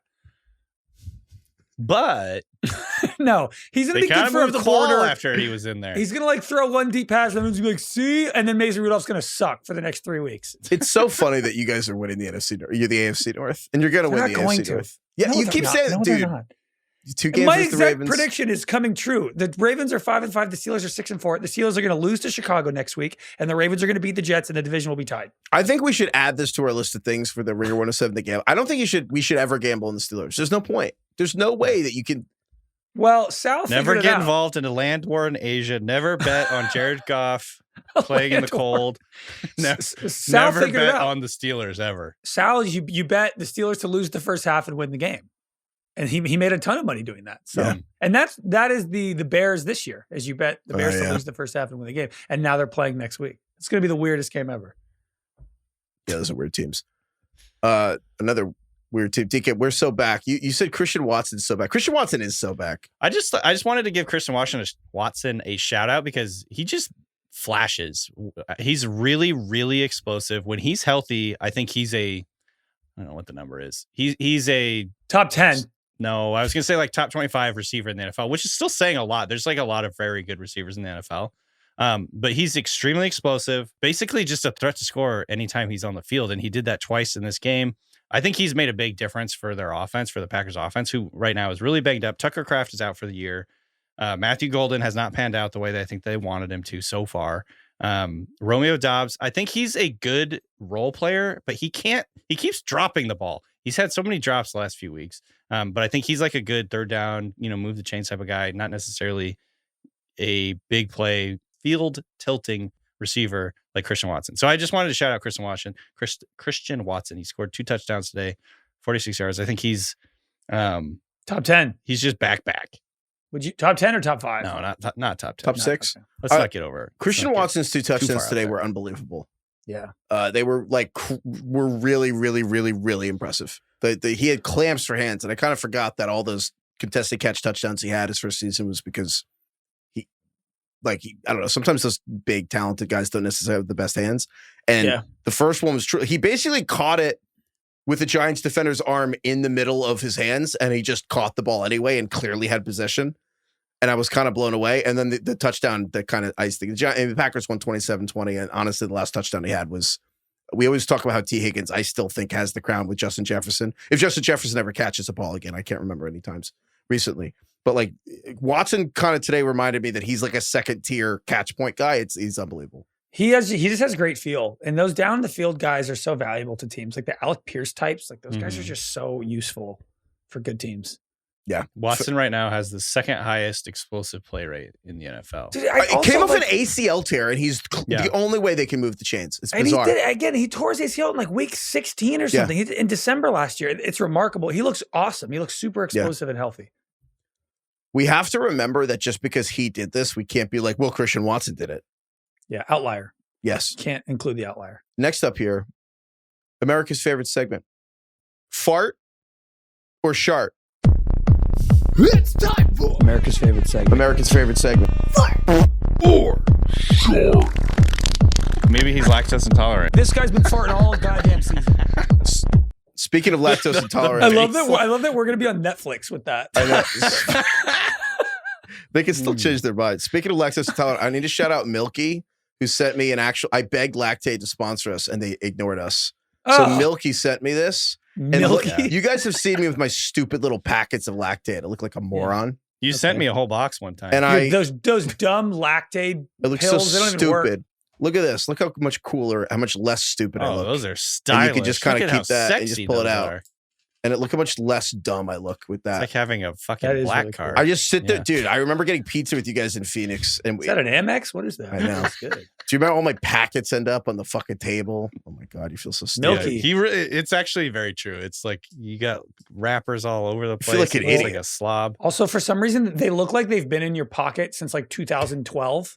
They're like half disintegrated. They're like papers. But then it's coming like off. if I pull out a bottle and I start taking pills, like that's also weird. So anyway, so Milky, there you go. So Just pretend it's a Zin or something. yeah, you got to try go the Milky Way. damn, that's good. Oh. But maybe they wouldn't do that, right? Because of the candy bar. Oh, Probably there's dairy in it. I mean, that's the point. Flywheel. They should pair up. Maybe they should just jam Milky's inside of Milky Ways. What do they taste like, Heifetz? Are they delicious? No, you don't taste it. Heifetz, what do you think if they made candy bars that had lactate in the coating of the Well, they candy do bar? that. They do that with milk. Do they? Like milk, like they sell milk that has lactase free milk. So it's like regular cow's milk, but they just basically take the crushed up pills and just kind of add it to the milk. So it tastes the same though. Is that I thought they removed the lactose from the So milk. they say they remove the lactase, but what they're actually that's not doing is right? they're adding lactose is the enzyme, and they're adding an enzyme to break. So they're by quote unquote removing it, they're like deactivating, they're neutralizing. Got it. Neutralizing by addition, not subtraction. Exactly, but it's Interesting. harder to explain that. So they just say they're removing it. Yeah. Okay. Anyway, Craig, I'm gonna flip this one on you for once. Oh, really? Hell yes. You love to How- put DK on the spot here. So How Craig, fucking dare you? Justin Herbert My guy. and the Los Angeles Chargers lost to the Jacksonville Jaguars 35-6. Embarrassed. Justin What the Herbert had hell like 3 was this fantasy game? points. Craig, is this a fart or a shart for Justin Herbert? Depends on the context, I think. Oh, now you're asking for a little Here's what bit I'll of say. If nuance. the question is, Pathetic. response. Now he wants if nuance. this is okay, Oh. you know what? Fine. Bullies. It's a shart. I think it's a No, shart. it's not. I do. Well, here's what I mean by context. Do I think that this team can make any kind of impact in the playoffs? I don't. Do I think Justin Herbert is going to be awesome in fantasy down the stretch? I don't. So in that regard, it is a fart. I mean, it is a shart. Dude, they lost 35-6 to Jags. I don't know what it is, but there's something about the Chargers flying to Florida. Doesn't work. They can't do it. It doesn't work. Like I love that. You called that. I did. It doesn't. I know Craig, it. you I don't- said that. they go I was to like, what the Florida? fuck is this guy talking I'm about? telling you. People They can't go to Florida. every now and then Don't there's let some them football go back narrative. to Florida ever. Every now and then there's some football narrative I just don't get. Someone here at the Ringer made the point, yeah, Justin Herbert's going to play. It's going to be like 78 degrees. And I'm like, that seems fine. What was their point?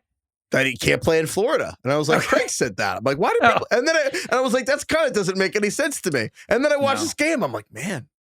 Dude, Justin Herbert, I said earlier today, I said Lamar had the worst fantasy performance of his career. Today was the worst fantasy performance of Justin Herbert's career. He had 3 fantasy points today.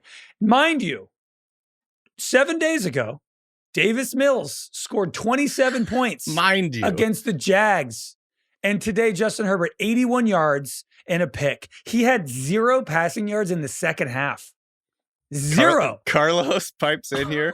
That's why the Dolphins didn't make the wrong pick by passing on Herbert. Oh, yeah, right. Yeah, you guys are crushing it. He's like, he would never have succeeded. Look, in I Florida. don't think this is an indictment on Herbert, anything like that. I genuinely think that, like, I can't remember a team where every year I go, yeah, this excuse also counts. We have to wait another year. The offensive It's been line 6 is seasons of wait till Yeah. next year, and I think every year you can make a real case for it. I think that the Chargers' problem, obviously, the offensive line has been obliterated, but they also, we've talked about that a ton. Obviously, left tackle, right tackle, third string, like they have all these. They're walking wounded out there at the offensive line. The defensive line, though, is also just really underperforming, and I just feel like frankly, the Chargers I feel like they just get bullied. And the interior defensive line, and they are not capable right now of playing football the way that Jim Harbaugh wants to play football. Like he said today, we lost every way you could possibly be beat. We were out physicaled, but they kind of get out physicaled a lot. And I just feel like the Chargers, they need a lot more beef. Obviously, they need healthier tackles, but I don't know. It's just you watch certain teams, and I just feel like the Chargers they're never really in control of any It's just game. funny because that week 1 game in Brazil against the Chiefs, I was like ready to risk it all, as the kids say. I was like, dude, this is going to be a top 2 seed in the AFC. Herbert's going to win the MVP, and they are legitimately in the running to win the Super Bowl. And I believe you said the Chargers aren't doing the Chargers thing anymore. yes, we thought they broke the curse. Sweet summer child. Nope. He had the worst fantasy performance of his career against the fucking Jags. What are the Jags, by the way? What are? They're the They- good bad team. I don't know what to make of the Jags. They're They they're are the bad team that beats the other bad teams, but they're not good. Yeah, I agree with that. Or should Jags fans? I mean, obviously after this game they are, but like in general for this season, there's reason for positivity, right? But after last week, I think people were pretty apoplectic. I think the Jags, know. unfortunately, I think as long as they have Trevor Lawrence, you're going to be stuck in that no man's land of like, can't win with him, can't win without Josh him. Allen Hines became the all-time. A lot of weird records this week, but Josh Allen Hines became Josh Hines Allen. Josh Allen just rolls off the tongue better. Josh Hines Allen became the all-time leader for sacks for the Jaguars, which he's good, but also he's not that old. And it kind of threw me off. And I know the Yeah, Jags that's aren't wild. that old, but this Yeah. dude, he's like 28. Kind of threw me off a little bit. But yeah, I guess it Yeah. makes sense. But that between Travis Kelce became the all-time leader in touchdowns for the Chiefs. And after the game, he was like, don't talk to me about this. I'm not really happy about it. And then the other one was Mark Andrews just became the all-time receiving leader for the Ravens today. Yeah. And I was like, Oh yeah, that is wild. that's And weird. Didn't Keenan Allen recently just do that for the Chargers? Yeah. And even that one was like a little pop pass. And like, yeah, it's just a lot of weird meaningless records. But yeah. Herbert threw for 81 yards, Correct. 10 completions. I'm telling you, it was the worst game of his career. I also think When Kamani I'm looking at Vidal his got stat line, I'm like, what the fuck? What happened in this game? They Kamani benched him at Vidal. 11 minutes left in the game. They were like, we're good. Kamani Vidal got hurt in this game, and I don't think that helps them. Like, I don't think it helps that they're. I mean, what is that? That means they're down to their 4th string running back. No, 5th. Najee Harris. I have to count. Najee Harris, Omarion Hampton, Hassan Haskins, Kamani Vidal. So I guess Jarrett Patterson. I mean, yeah, people I've never heard of. Amar Johnson. I don't even know who that is. Travion Williams. Like, I can't believe he's on the Chargers. Like, this is 5th He's and still in 6th the string running league. backs. So, Good for him. I mean, Trey Lance had to play in this game, but the problem to me is that the Jaguars ran all over them. So, Yeah. Tootin Tootin was really good. Almost looked- debutante for Tootin, but he got hurt. we'll have to talk about him on waivers. We don't have a timeline. Tootin was loose for a while there. He beat Tootin. Yeah, he snuck out. It's not far to sometimes. Shart. He just beat Tootin. Yeah. No one? Okay, fine. That's fine. It's all That's right. good. Intrusive thoughts. My intrusive thought today watching Giants-Packers was I thought Malik Willis played significantly better than Jordan Love, and I felt that when Jordan Love returned to the game, the Giants had a better chance to win. I had the same exact thought. Not that I really felt it or believed it, but I had the thought. I know that's wrong, but I felt that Yeah. way. I mean, what? They were 2-0 last year with Malik? Jordan Love, there's something I don't know. Malik Willis came in and he just looked like a better quarterback. Threw a Look. great touchdown to Christian Watson. There are a lot of quarterbacks in this league with big contracts with a lot of talent, and you watch them play and you're like, you're not I don't know. And it's hard weird to- because I don't know if Malik Willis can throw a football. But he could today. I think should there be less teams? I don't like all the bad teams. Like, it's not fun. Quarterback's so hard. There's only like 15 good ones. Why I don't we just figured- had 15 teams? I got it. It should Not be 15. It should Why? be like Make them all good. That'd be fun. It should be like the rule with the Bills Fantasy League where there are 13 teams in a 12-team league. And if you come in Relegated. last, like we should just pick a team right on the eve of the season and be like, you guys don't get to play this year. Or last place in every division gets cut each year. So you lose 8 teams every year. So there's only 24 teams in the league. And the last place of each division has to sit the year out. So what happens when the Giants come in last every year? They just don't play? It's never play. Yeah, that's a Just dream. actually, I probably would save a lot of time. Sounds good to me. Think about all the hobbies you could get Oh into. my God. Yeah, woodworking, bird watching, Can make so much, painting. can make so much bread. And That's real happiness. Yeah. I would love to get into woodworking. It's gonna be my Would old, you? Yeah, no, We had- I'm that's gonna be my old person thing. We Jacket had carpentry in my high school as a class, but I didn't take it. shop. Yeah, I did shop instead of I did shop, and I somehow got out of music so I could do wood shop. It's like a free period with power tools and saws. It was pretty sick. That It's is like cool. always wild to me that they have that in high school. I know for they're like these irresponsible kids. using table saws. I'm like in 10th grade. It's great though. It was a good time. Jackie can do stained glass, and so I think she's gonna Whoa. try. I Whoa, know that's cool. it That's is cool. very cool. It's a crazy process, I but love niche, weird skills like that. it's wild. Yeah. So I'm going to try to do woodwork. I'm going to, you start with making stuff for the pets where, if it's ugly, it doesn't matter. And then you can progress to people. When the world goes to shit, I need a tangible trade. That's why I'm I know. making bread so I can feed people so they keep me around. Craig, you can type. I can type. Yeah. I did take typing in middle school. Did you? That's Dude, I why did. I'm learning to make bread so I can feed, so they keep me around. Oh, that's really good. Oh my God. I could barely type. Wait, we whatever. can't kill him. He makes bread. Yeah. Well, it's like the guy on Survivor. They never vote the guy off who can fucking fish. Because True. they need him. It's true. He makes it to the round when they all combine. Like, if you can deliver food, they keep you around. Tales old as time, Daniel. I He can gets type. suddenly very worried about I his can type. inability to do anything other than quesadillas. Unless for you lunch. can I'm make a fucking fucking tortilla fast from scratch, at buddy. Those typing. quesadillas ain't going to Oh, work. God. Okay. All right. Any other intrusive thoughts today, Craig? Yeah. I think I can't explain it really, but I feel like sometimes the refs and the clock just like favor drama. Like today in the Rams Seahawks game, there was clearly a delay of game, and they just didn't call it because it was an important play. And I believe that in my bones that they're like, Just now, a half a beat. but it was like it was clear, blatant delay of game to me. And they were like, nah, this is like 3rd and 8 and they're down 7. Like Darnold needs to snap this. I think ball. that's good, and that's how it should be refed. I think that's good. That Referees is- should that's the absolutely design. ref with context. It's not a design. It's a design, not a bug or whatever. Yeah, dude, there was that's another good. one. It's a Who product. was it? There was another really bad one today. It's why, because there was 2. There was the Darnold delay of game, and then there was I didn't write this down. There was somebody who got out of bounds, or they went down with 1 it second was left, the and they called a Seahawks. It was timeout. the Yeah, it was- Seahawks at the very end of the game. It was how the They Seahawks caught got the that pass, 61-yard field and goal. Yes. the clock operator in LA really quickly hit the stop Yeah, button, dude. gave him an extra second. That was so clearly at 0. No, here, Like Craig, that- you know what's weird is technically, I don't know exactly how this works, but DK, isn't it the home team's clock operator? It's not like an Yeah. objective league official. I think it's like that person kind of is like a team It's person. just some I don't guy know. on the equipment Dude, manager. that was the Yeah, longest I don't second know. I've ever witnessed in my life. Craig, I agree with what you're saying. They do juice it. Do you know the Eagles have, or I think the Ravens, I forget who, have multiple times introduced, they want decimals to the time on the clock, like the NBA.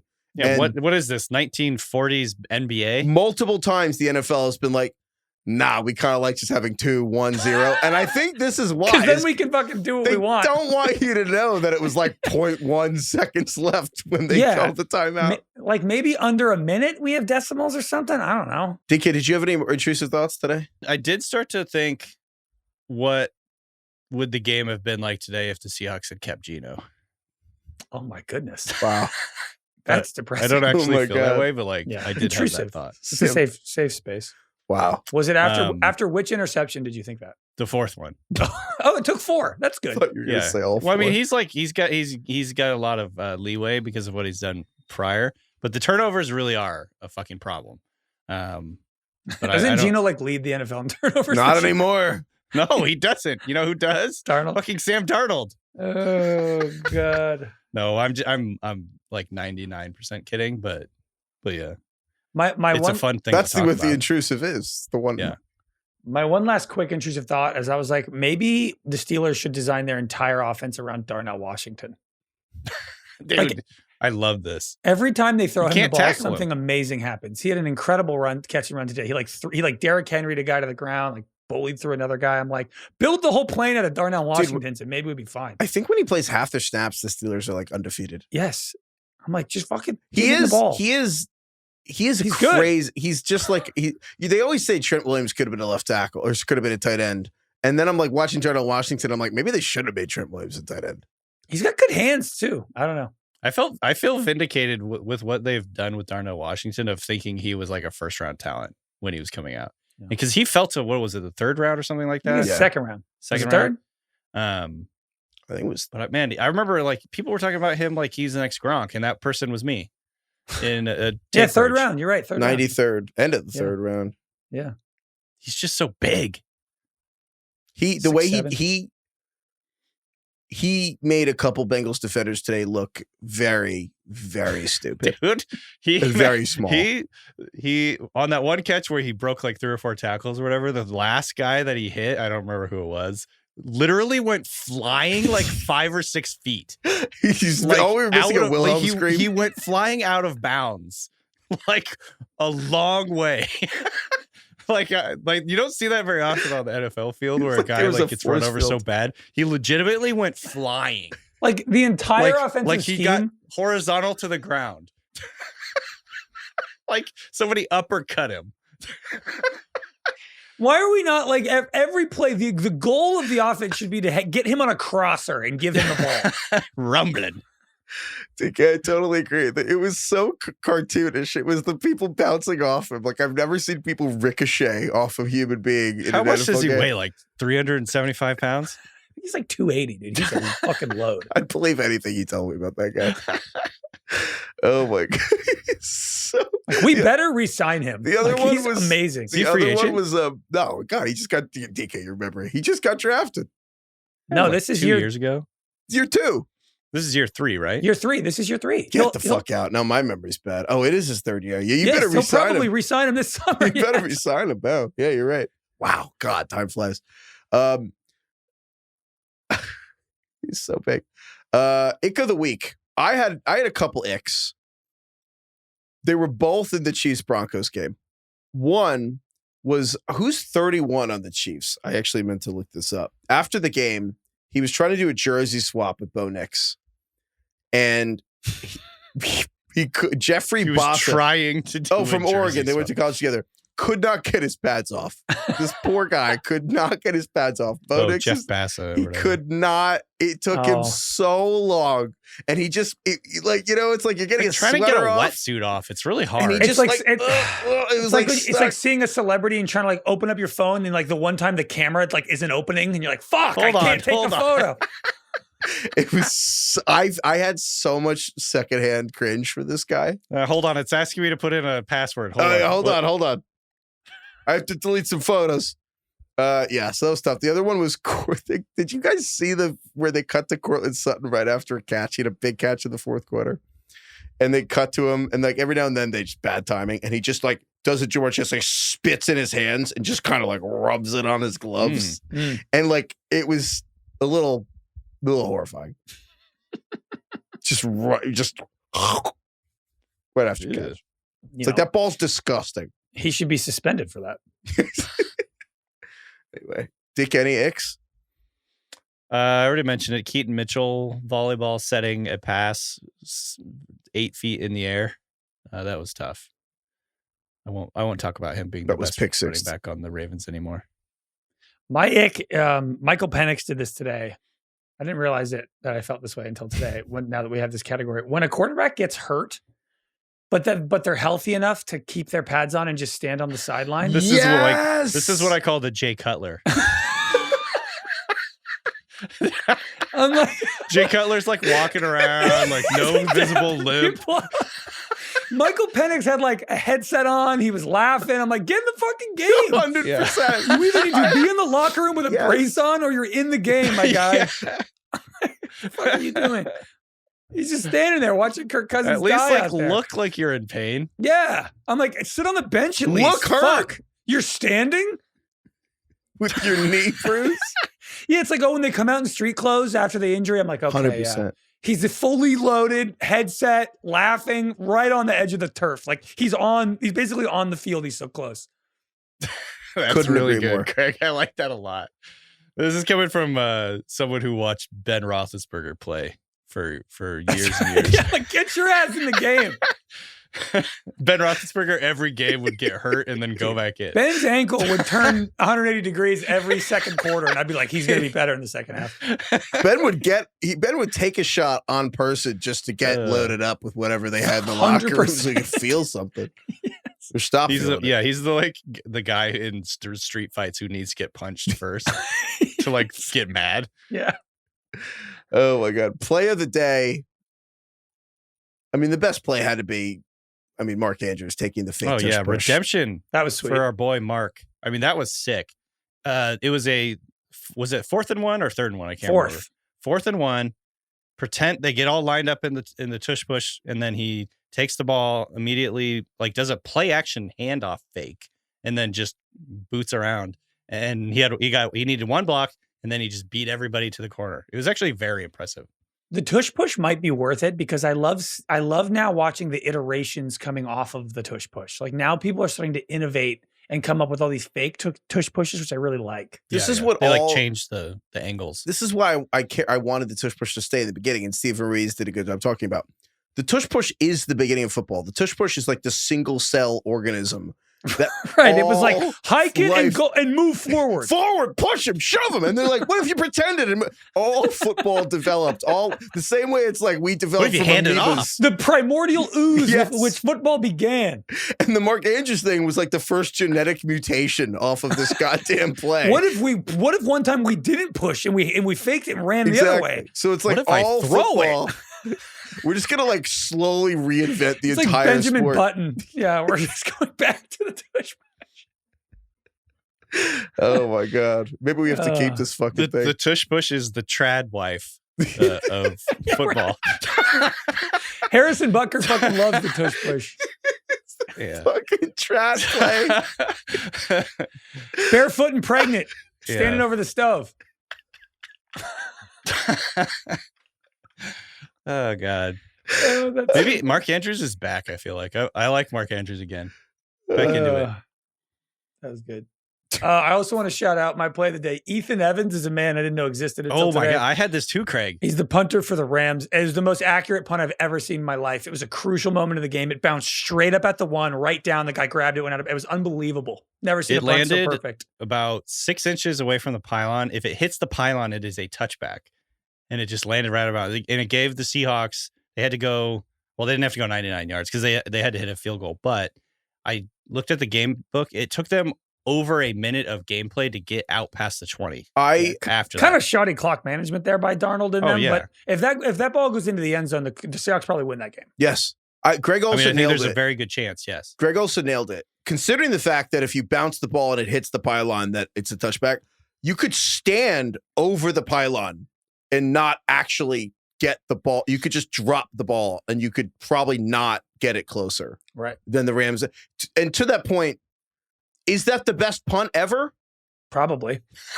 Like, was that just the best punt of all time? Great. Well, it that makes me feel so good. Well, it like reached the level of like, you can't come up with a better one. So all of the other greatest punts of all time are just the exact same. Like it's a 99 you can do better than punt. That. Yeah. It's just the perfect punt. And also it literally pinned them for the game-winning drive. So it wasn't for the Super Bowl or anything, but like for a regular season game in a divisional rivalry, I think the lead is like basically the best punt ever. So sorry, DK. Any other great plays here? Puka made a really impressive catch early in the game where I don't understand how he got his other foot down. Some of these guys' body control is absolutely ridiculous. We've seen a few of these catches both in college and in the NFL over the last few weeks where I'm like, I don't understand how you got your other foot down. That it doesn't seem physically possible. That the Indiana guy, what's his name? Yeah, that play. His name was Incredible. Well, that one was like he levitated and like stuck his foot down. Wait, Carlos, can we play it? Can we play the thing? Yeah, looking, and it's intercepted at the goal line. Unbelievable! Wow! Jack Sawyer, the hero, Captain Jack. We did get tagged. There was an Eric Collins moment this weekend where he went absolutely nuts for a LaMelo dunk or three. Did LaMelo hit a three to cut the lead to 41? Yeah. He lost his shit. No, it was a sick dunk, I think. Oh, was it? It was a dunk, yeah. Omar Cooper was the receiver, by the way, for Indiana. Omar Cooper! Anyway, other announcer stuff, though. Other than just, God, Tony Romo just never... The fact that no one's given Tony Romo the note that Steve Spagnuolo's name is not Spagnuolo. Oh, I bet you they have. It's like, you know, parents who say like Chipotle instead of Chipotle. How many times have their kids been like, Dad, it's Chipotle? That's like, it's just, it is what it is. People don't change. People don't change. He's a dad. I can't wait to start saying shit wrong. I know. Join the club. Come on in. The water's fine. The other announcer thing that happened to me that I couldn't get over today was today we crossed an important threshold, which is, I think this season, the term get off has gone from a way to talk about defensive ends in draft world prospect stuff. And now it's like announcers are talking about guys get offs during games. And we got to fucking hold the beach on this. No. Why? Want more of it. Why? What's wrong with because let's sexualize like, it even more. What's wrong with that? Dude, you know why? I'll tell you what happened, Craig. All I was hearing about was how these we're talking about how these defensive ends, dude, man, these Denver Broncos, their get off on these guys, it's so fast. These guys have the fastest get off. And then they cut to some pass interference and they cut to Gene Steratore and they're like, he's riding that wide receiver. Greg, he's riding the receiver. This is out of control. I can't believe how hard he's riding him. And I'm like, this is like the fucking Arrested Development bit with like, you ride her. Don't be afraid to ride her. I, for one, am happy that we are praising a fast get off. Mm-hmm. I think that's important to normalize it. Normalize fast get offs. We should talk about it. Not only normalize it, but perhaps praise it. You know, celebrate it. But not too soon. Not premature before the snap, right? No, you don't. You don't want to foul. Because that's illegal. We don't want to. That's we right. don't want to praise you for that. No. But that once, you have to work on. Once there's a snap, then as quickly as you can get off. As quickly. As explosively as possible. Look, the goal is to get to the quarterback. You know what I mean? The goal. Well, that's one of the goals. You also got to stop the run. Right. I'm getting lost in these metaphors. I don't know how that works. But, you got to hold your gap. And good one bend. gap or two gap. You need to get off quick. Good bend. You got to force the ball back in. Yeah. Capture the inside. egg. Yeah. So, right. Okay. I like all the sexual terms, Heifetz. How do you guys feel when all the older announcers... Stop being such a Puritan. Love, we're like, Bo Nix failed to hook up with Troy Franklin there. And I'm like, how long are we going to keep doing this shit? I know. My mom still does that. She's like, did you hook up with Chris last night? I'm like, no. Shut up, Mom. It's not I hung out with him, all right? For the millionth time, we didn't do that. Did the you two fuck hook is up? wrong with you? Did you ever hook up with Chris? That was a long time ago, Mom. Told you that in confidence. Just order Chipotle and be done with it. Hook up with your friends. God. Email us at ringerfantasyfootball@gmail.com if your parents use shit like that still, like the hook on. It's led to a good story. Also, let me know. Email us if your parents mispronounce really simple, funny words. Yes. I want to know their mispronunciations. Yeah. A lot of people here say Washington for some reason. That's an accent, though. Yeah, no, we're not talking accent. We're talking like straight up, you just getting it wrong. Yeah, they just get it wrong. Yeah. Like you're missing a letter.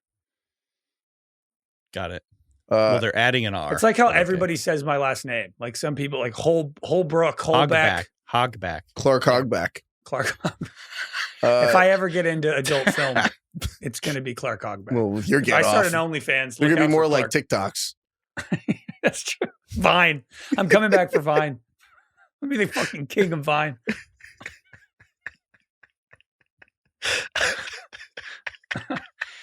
Any other announcer stuff? Worst play of the day? Can I add ER to play and pick Shedeur Sanders, who was terrible today? Holy hell. Oh, man. Holy hell. Holy hell. That was, I mean, my buddy texted me like, Shedeur Sanders is doing a remarkable job of turning 10-yard sacks into 20-yard sacks. Shedeur literally, if you add it up, played 5 drives and gained 4 yards. Yeah, man. He was 4 for 16. Mm-hmm. You know. I mean, could have been worse. You know. After the game, all the reporters were forced to ask if he was going to remain the starter going forward. As a formality, they had to ask. And they got out ahead of it. Stefanski was like, no, he will not be. And Stefanski said this was the first snap he's played with the first team all year, was in the game. Yeah, probably because he sucks. He's not a first team player. It's funny because when he first came, what's funny is he played terribly and the Ravens really almost lost this game. There was a drive there where he made like 2 throws in a row and it was like, uh-oh. Man, the discourse would have been amazing if they would have won. Well, speaking of this game, can I do a brief interlude while we're on Ravens Browns here? I would like to do the Shohei Ohtani tweet of the day for the in honor of the brilliant person who said every time you see an Angels highlight, it's like Mike Trout hit 3 home runs and raised his average to 528. While Shohei Ohtani did something that hasn't been done since Tungsten Armo Doyle of the 1921 Akron Groomsmen as the Tigers defeated the Angels 8-3.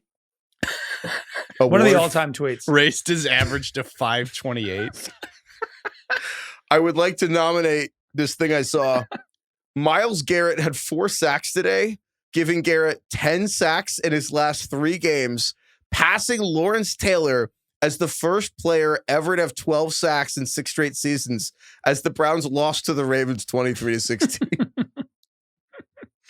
Myles Garrett, he's going to break the sack record this year. He's on pace for like 25. He might break the sack record in like 14 games. And they're going to win 2 games. Didn't he? He had like 5 in a game like two weeks ago, didn't he? He has 10 sacks in 3 games. What is he at right now? What's his total? He's at like 15. He needs 7.5 more for the record in like 6 games or whatever. Yeah, he's got 15. Wow. He's going to break the sack record or they're going to win 2 fucking games. Anyway. See, he has to win Defensive Player of the Year if he breaks the sack record, right? Yes, they're going to win Defensive Rookie of the Year too. Maybe it's Carson. I think it's going to be Carson Schwessinger or Nick Amenwari for the Seahawks. It's going to be one of them. It's not going to be Abdul Carter. So that's funny. Other worst play of the day.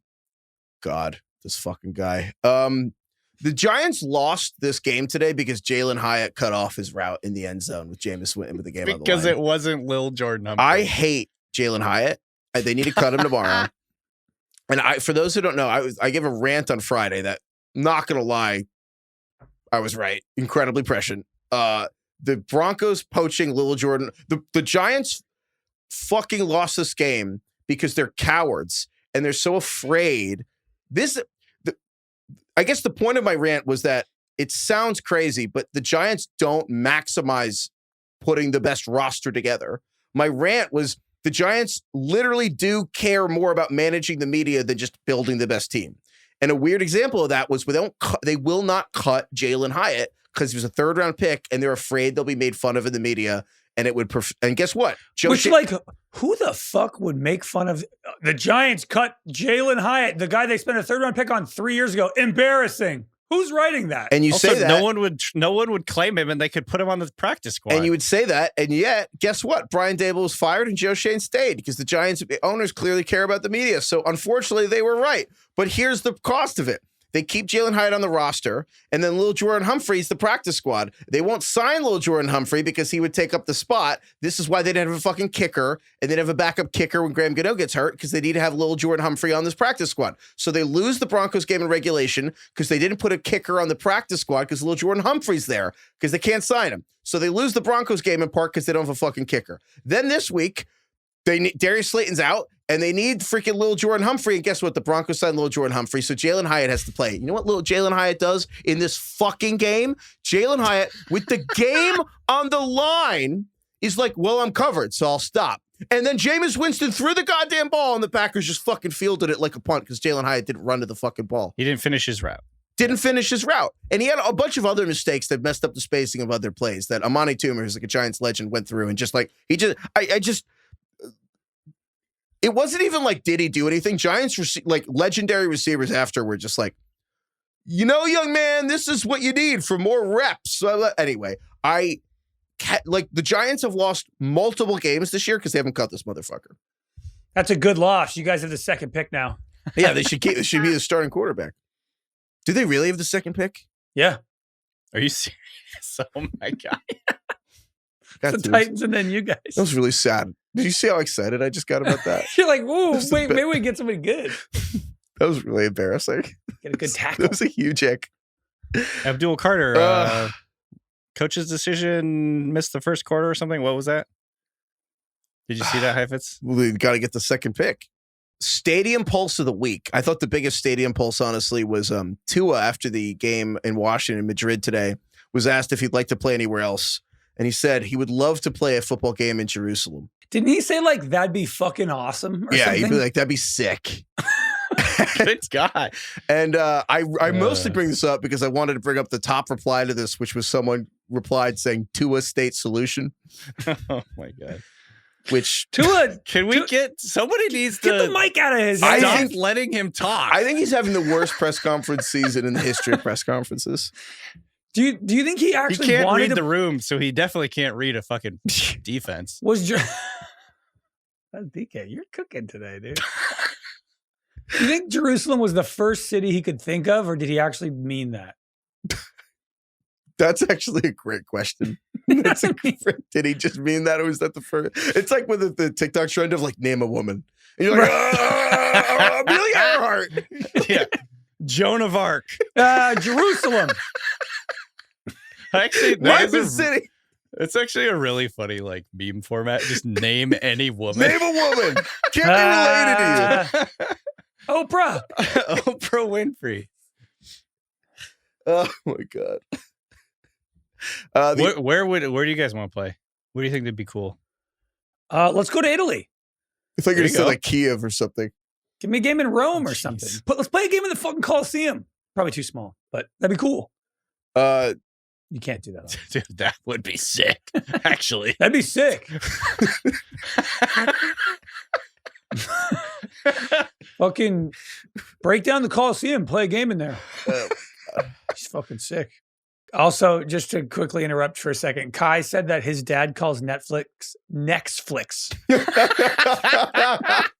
Which is so much harder to say. Nextflix? Nextflix is a real mouthful. Nextflix. That's like actually the perfect example. Yes, I love those.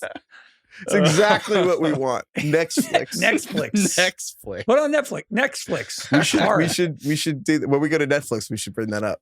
We should pitch it to them. Yeah. Hey, I'm gonna be like, Ted, you should think of maybe change the name. Kind of like what's next? I like that. Yeah. I think we mentioned. I just like the idea that someone just never learns that what the actual word is for it. I like my version more. But like do you Sonny think, and Kai, do you think you could text this? Kai, do you think if your dad had to spell out Netflix, he would spell it correctly, but he just still says Netflix? Yes. Okay. Yeah, he said yes. So he knows. He just said. He just likes to call it Nextflix. Nextflix. I get it though, because it's like next movie. Yeah. What is the next flick? Kind of better. Makes more sense. Maybe that's probably what. Yeah, it's not internet flicks. It's next flick to him. Well, that's kind of now we're getting around Get Off and Yeah, that's on my channel that I'm starting. Clark Hogback. What was the Clark Hogback thing from? There was a sign in like Virginia, wasn't it? Like the corner of Clark and Hogback or something. Someone was like, Virginia, when I'm trying to remember that podcaster's name, but I'm not really. I'm close. But I don't remember. Clark Hogback. The intersection of Clark and Hogback, and there's some crazy ass name town in like Minnesota, and there's a prison right there. Yeah, right. If I ever write an action movie, the lead is going to be named Clark Hogback. Clark Hogback, pet detective. The Lucille Bluth, I don't understand the stat line. I won't respond to it. We have to just give a shout out. Justin Fields is not long for this world. Like, Justin Fields is going to get benched. And we have to acknowledge, entering Thursday Night Football this week, Justin Fields, who we have joked for years about being like a Navy Service Academy quarterback. With the Bears. I was up at 2 a.m. after the Thursday football game, and I was bleary-eyed, and I thought I was like seeing shit.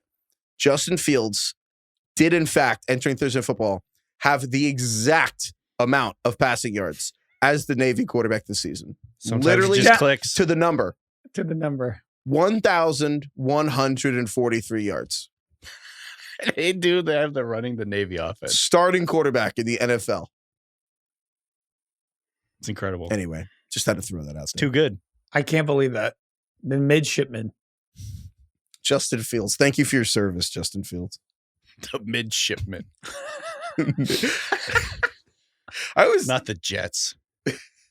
What is a midshipman? I was just about to ask what a midshipman. I imagine DK, it's like I feel a company. You know that. I mean, I think it's the guys that are doing their jobs around midship, the middle of the ship. Like if the fire service, there's like an engine company and a ladder company, and I mean, those are obvious parts of a truck. I imagine the midship's the part of the ship, but I don't know. My guess, and I don't know, my guess would be that it's an archaic term from like the old days when they were on like fucking olden time wooden ships with sails and whatnot. Google says that it is a cadet in training, is a midshipman. Okay. 2 tight ends who outscored Kyle Pitts in a lie. Dude, Pitts is not doing well these days. All right. Are you guys ready for this? Yeah, Pitts had like 2 points today. Well, speaking of which, 2 tight ends who outscored Kyle Pitts in a lie. First up, Colson Yankoff. Nope. That's a real guy. Heifetz, I thought you were tired of the sexual innuendo. Colson Yankoff. He's the co-star in the action movie with Clark Hogback. Colson Yankoff. Yankoff. These are like characters from Boogie Nights name. I know. It's 2 on the nose. Tanner Hudson and Johnny Munt. Tanner Hudson. I barely know her, Hudson. Munt? Is Munt still on the Vikings? Johnny Munt? What team is Munt on? I saw him do something today. I'm not telling you. I didn't see any Yankoff happening. I'm going to say Yankoff. You didn't feel any? Can we put that on the Instagram story? I didn't see any Yankoff. Yeah, I'll go Yankoff. Yeah, no, he didn't. I just wanted to put that name in there. He is a real guy. He's a real guy. Can we get Colson Yankoff on the show? Probably. If we book him, can we do it? And we just laugh at his name and then tell him to go. We're like, Yankoff. And he's like, yep. We're like, all right, see you later. Tell us all the people in your family's names, if there's any funny ones. Johnny Munt is actually, he left Minnesota last year. He's on Jacksonville now. I knew that. It's like their 3rd string tight end, and now he has to play. Greg, be better. But you didn't know Brenton Strange and Hunter Long and their other 3rd string tight end, I forget, was in Johnny Munt's playing now? Well, I knew he was on the Vikings. Strange and Long. Strange and Long led the Lankoff. Okay, and then burn book. Yeah, I just started to spoil that at the beginning, but I'm like AJ Brown. I don't know how AJ Brown had been burned, but I was so mad. I don't believe it. I feel like we burned 2 people one week or something. Forgot. There's no way we didn't burn him. There's no fucking way. I think we just were so angry at him we forgot. It's like kind of like, a fish doesn't blind know with rage. Yeah, a fish doesn't know they're in water. It was like it's so obvious that we hate him that we kind of forgot. After week 4, he had 2 catches for 7 yards in that game. How did we not burn him? Actually, you know what happened? It's because you said he was a buy low like 3 days ago. Savvy move. He is. He had 10 targets today. In Well, no, theory, I'll I was tell- right. I'll tell you what happened. The first 2 weeks we weren't doing it, and then If he just decided to not give up on his route, he might have caught a 40-yard touchdown. it's because How you week doing 3 at in the 109 in yards. theory league that you're in? Crushing. My in theory league also has Trayvon Henderson, who's killing it. So, the in theory league is really funny. Yeah. In theory, I went 15-0 this year. My air yards league. Should we do a league this year where it's in theory just targets, air yards, and then no actual stat and end zone targets? In No theory, actual Justin Herbert was a great pick. Wait, I like that. End zone targets, air yards, and targets, and no actual real statistics count. Yeah. Hell yeah. And it's points per carry.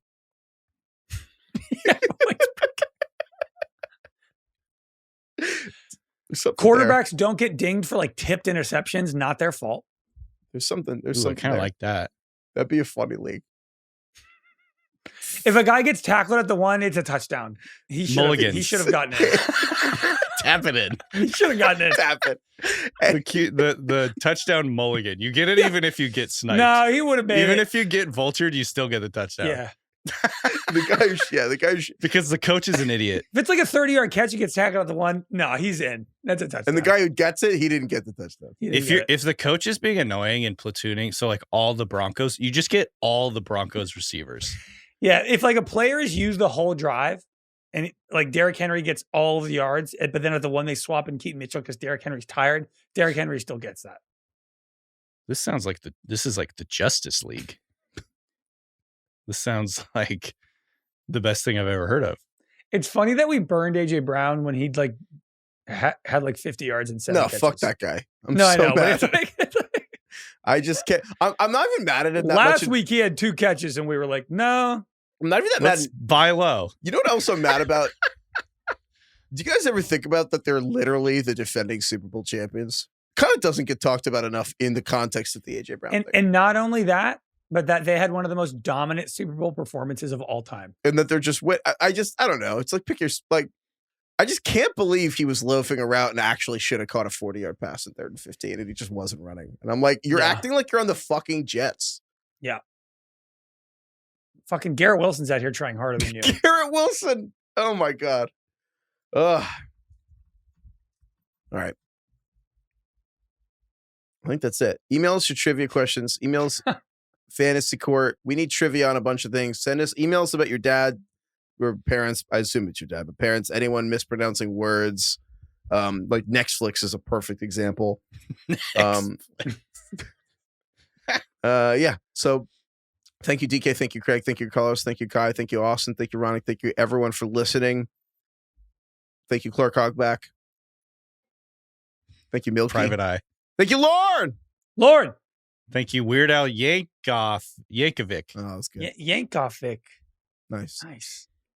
Colston Yankoff. Heifetz, did you It like sounds like a fucking name from Heifetz, did you like Weird Al as a kid? Like ironically or actually? I feel like for the music. I mean, I think it was all. Yeah, I feel like it was all not for the ironic. jokes. I feel like there were some people. White and Nerdy. Right and Dirty is a White song and that's been Nerdy they would forgotten. play. And Yeah. White and Nerdy was like a really funny thing. I also didn't know his whole shtick from the 90s. I was like, oh, this guy's weird and funny. Just Yeah. a funny play. What's his biggest parody? Amish Paradise. Yeah. I think- yeah, that would be one. And I think Coolio was like really mad at him for making that, which is ironic because Coolio fucking sampled that song. Oh, really? Yeah, it's Mike McDonald. Also, like Coolio. No, yeah, close. It's Not the Seahawks sorry, coach. now I'm forgetting the blind guy that is really Stevie really Wonder. famous. Yes, Stevie Wonder. The blind I guy. believe it's a Stevie Wonder song. Sorry. Yeah. The really good singer. He plays piano. Ironically, I can see him right now, He but I wears can't think of his name. sunglasses all the time. I'm sorry. Does so Coolio gets paid for a portion of Weird Al's sales for Amish Paradise, but then also Stevie Wonder gets paid as well, right? I I hope assume. Like, but both get paid, right? I assume. so. I Yeah. don't know. I imagine. You would yes. think. You think? I mean, how mad can Coolio be? He's getting fucking paid for it. Well, that's the thing. I think that he thinks everyone's laughing at him when in reality, They're laughing at Weird Al. Eat It was a big one. Eat Instead It? of Beat It. What's that The one? Michael Jackson.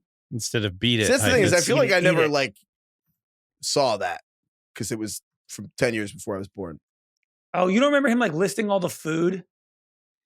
No. No. I never No. went back and listened to the discography of what he was mocking from before. I don't know. No, I'm saying the song "Eat It." He like lists all the. It's like he just reads food basically the whole song. Does he really? Yeah, That's pretty funny, actually. Should listen to that. Eat it, eat it. Oh, that's good. I see now how he did that. yeah, right. Anyway, I didn't see the movie where Daniel Radcliffe plays him. Me neither. I'm glad that Daniel Radcliffe's okay. You know, I gotta say, the guy's made a career for himself more than a lot of people who get like really typecasted into just like the iconic character. Yeah. At least I got a pretty good career. I was He's worried about working. him. Stage actor. He's been in successful movies. Good for Why were him. you worried about him? Because he's Harry Potter when he was like That's 11. tough. Yeah, that's hard to like, you know. Like Macaulay Culkin is in a band. I think he seems happy. You know, he's doing all right. You never shouted Tough his out there. band out, have you, DK? What's his band called? Oh, I don't know that. Text it to me later. I'll do it next time. I'll find it right fucking now. Don't leave people hanging. It's called. Is this right? The Pizza Underground. No comment. So, but they mainly parody songs by the Velvet Underground with pizza themed song names and lyrics. What? Maybe he's It's not hard to believe okay. that hasn't caught on mainstream. Macaulay Culkin Pizza Band? I don't So know if he he's- has a Velvet Underground parody band. Oh, I correct. thought it was like a Weather Underground parody. No, band. Velvet Underground. Wow. Is that the reference? Heifetz, do you know what do you know what the Weather Underground is? Well, they were like a organization. Right, or like a terrorist group. terrorists. Now they're a website that tells you the weather. Or also back then, maybe. Also. Oh, so Velvet Underground. You know, it's funny. I do always forget Velvet Underground's a band. Not a band I know a ton. I don't know about. anything about them either, actually. Yeah. I feel like that was a very specific fan group who really liked them. So how It's do you know kinda- that's what they're referencing, DK? Because Craig just said it. Didn't you? I always confuse the I Kieran. wish and- you would listen once in a while, Yeah. Heifetz. I always forget that Macaulay Culkin and Kieran Culkin are not the same person. I mean, They do Wait. look alike. no, come on. When you're watching Succession, you thought that was Macaulay Culkin? Sometimes. Really? I just kind of forget. I don't know. It just kind of bleeds together. You know? It's never happened Yeah, for I you? get that. I get No. that. Never once. I know Macaulay and I know Kieran. That's- Kieran, dude, his shot in the Home Alone when he just looks over and he's like holding the can of soda. I'll always remember that. You love Home Alone. The most Oh, iconic thing from one of Home the Alone best. for me is when he slaps the aftershave on his cheeks. Yeah, that's Macaulay. Yeah, Wait, were you talking about Kieran? yeah. Kieran when he's drinking all the soda and he looks over, he's in Home Alone as the little brother. Oh, I did not He's know the that. ho- I thought wait, that you were what? talking about Macaulay. Kieran Culkin is the littlest brother in What? in the family. I did not know that. I didn't know that either. What? Or maybe I just didn't remember it. Yeah, probably. Yeah. I Yeah, thought this- you were talking about Macaulay. When I forget the line. They're like, he's drinking all the soda, or he's like farting in bed or something, and then he like looks over and smiles. So they're both, wow. This is why I confuse them. Because you know what confuses me is I always think Oh, that is Lindsay him, yeah. Lohan is a twin. And I always think that, I always thought that, Because she was in Parent Trap. yeah, because she was a twin in the movie. But then in Full House, the actress, the twins played the girl. The Yeah, Olsen twins. But I Full always think House. that there's one person and I forget about the other twin. And I always think Lindsay Lohan has They a also sister. have a sister who's very famous. Elizabeth Olsen. That's not her. What? That's a third sister. Mary Kate and Ashley. Mary are the Kate and twins. Ashley. Oh, and that's the other problem is that Mary Kate is two names. Yeah. So I know, always yeah. get the number of people in that family wrong No, because yeah, I there's get that. two people with three names who played one person. Yeah. No, I get that actually. That's fair. Right. Mary Well, Kate Elizabeth- and Ashley. Is the younger sister. Do you think anyone's still listening? Do you guys think you'll name any of your children a hyphenated first name? That's like one of the best scenes of Ted is when they list off the white trash female my names, God. and Mark Wahlberg lists off like 50 in a row, and it's like one of the funnier scenes. It's like an all-time scene. I need to see Ted. Can you I've do never it? seen it. You never seen Ted? Mm-mm. Oh Man, Ted's Ted's really pretty funny. fucking great. Ted has like disappeared from the consciousness, but Right. it was very funny when it came out and made a lot of money. What Van always said, he's like, Is it it's Seth culturally MacFarlane? expired. And there are certain things that just like Culturally have culturally expired. expired. And for some reason, Ted is just like irrelevant. But 100%. It's funny. I don't know why. The whole like Family Guy, I feel like Family Guy is so iconic and everybody watches Family Guy and used to watch Family Guy, but no one ever talks about Family Guy. Yeah. Mhm. I don't know why. I don't have an answer for that either. I am. Dude, Well, I watched a lot of Family Guy growing up. I mean, yeah. The fucking chicken fights with Peter. Oh my Come on. God. That was like appointment Iconic. television. That was a big deal. Going on Monday morning, be like, dude, they did a chicken fight. The chicken fight, 15-minute chicken fight. Crazy. Yeah. It's fucking wild. Wow. I didn't think we could find something We that could bore DK. Yeah, my God. DK, light up No. a joint and watch some Family Guy. I'll have a Oh my blast. God. I'm I gonna watched do that right Family now. Guy. You did? Yeah. You don't know the Not chicken all, fights? not like all of it, but Do you know some the of it. Do you know the chicken fights? No. Oh. I do know, and this is like famous, but the comedic device of doing something for so long that it's funny for a minute and then it gets not funny, and then you keep doing it for so long that it gets funny again. Yeah. Like with the skinned knee. Yeah. That's kind of like Will Ferrell really nailed that. Like Will Ferrell's the king of funny, not funny, funny again. Funny again. Yeah. Goes so long that it gets funny again. Like kind of like this podcast. I was right now, literally hopefully. thinking like how we're gonna end this show. Like So I can't meta. believe this is still going. Let's go. Let's Maybe go. it got funny again. Goodbye, everyone.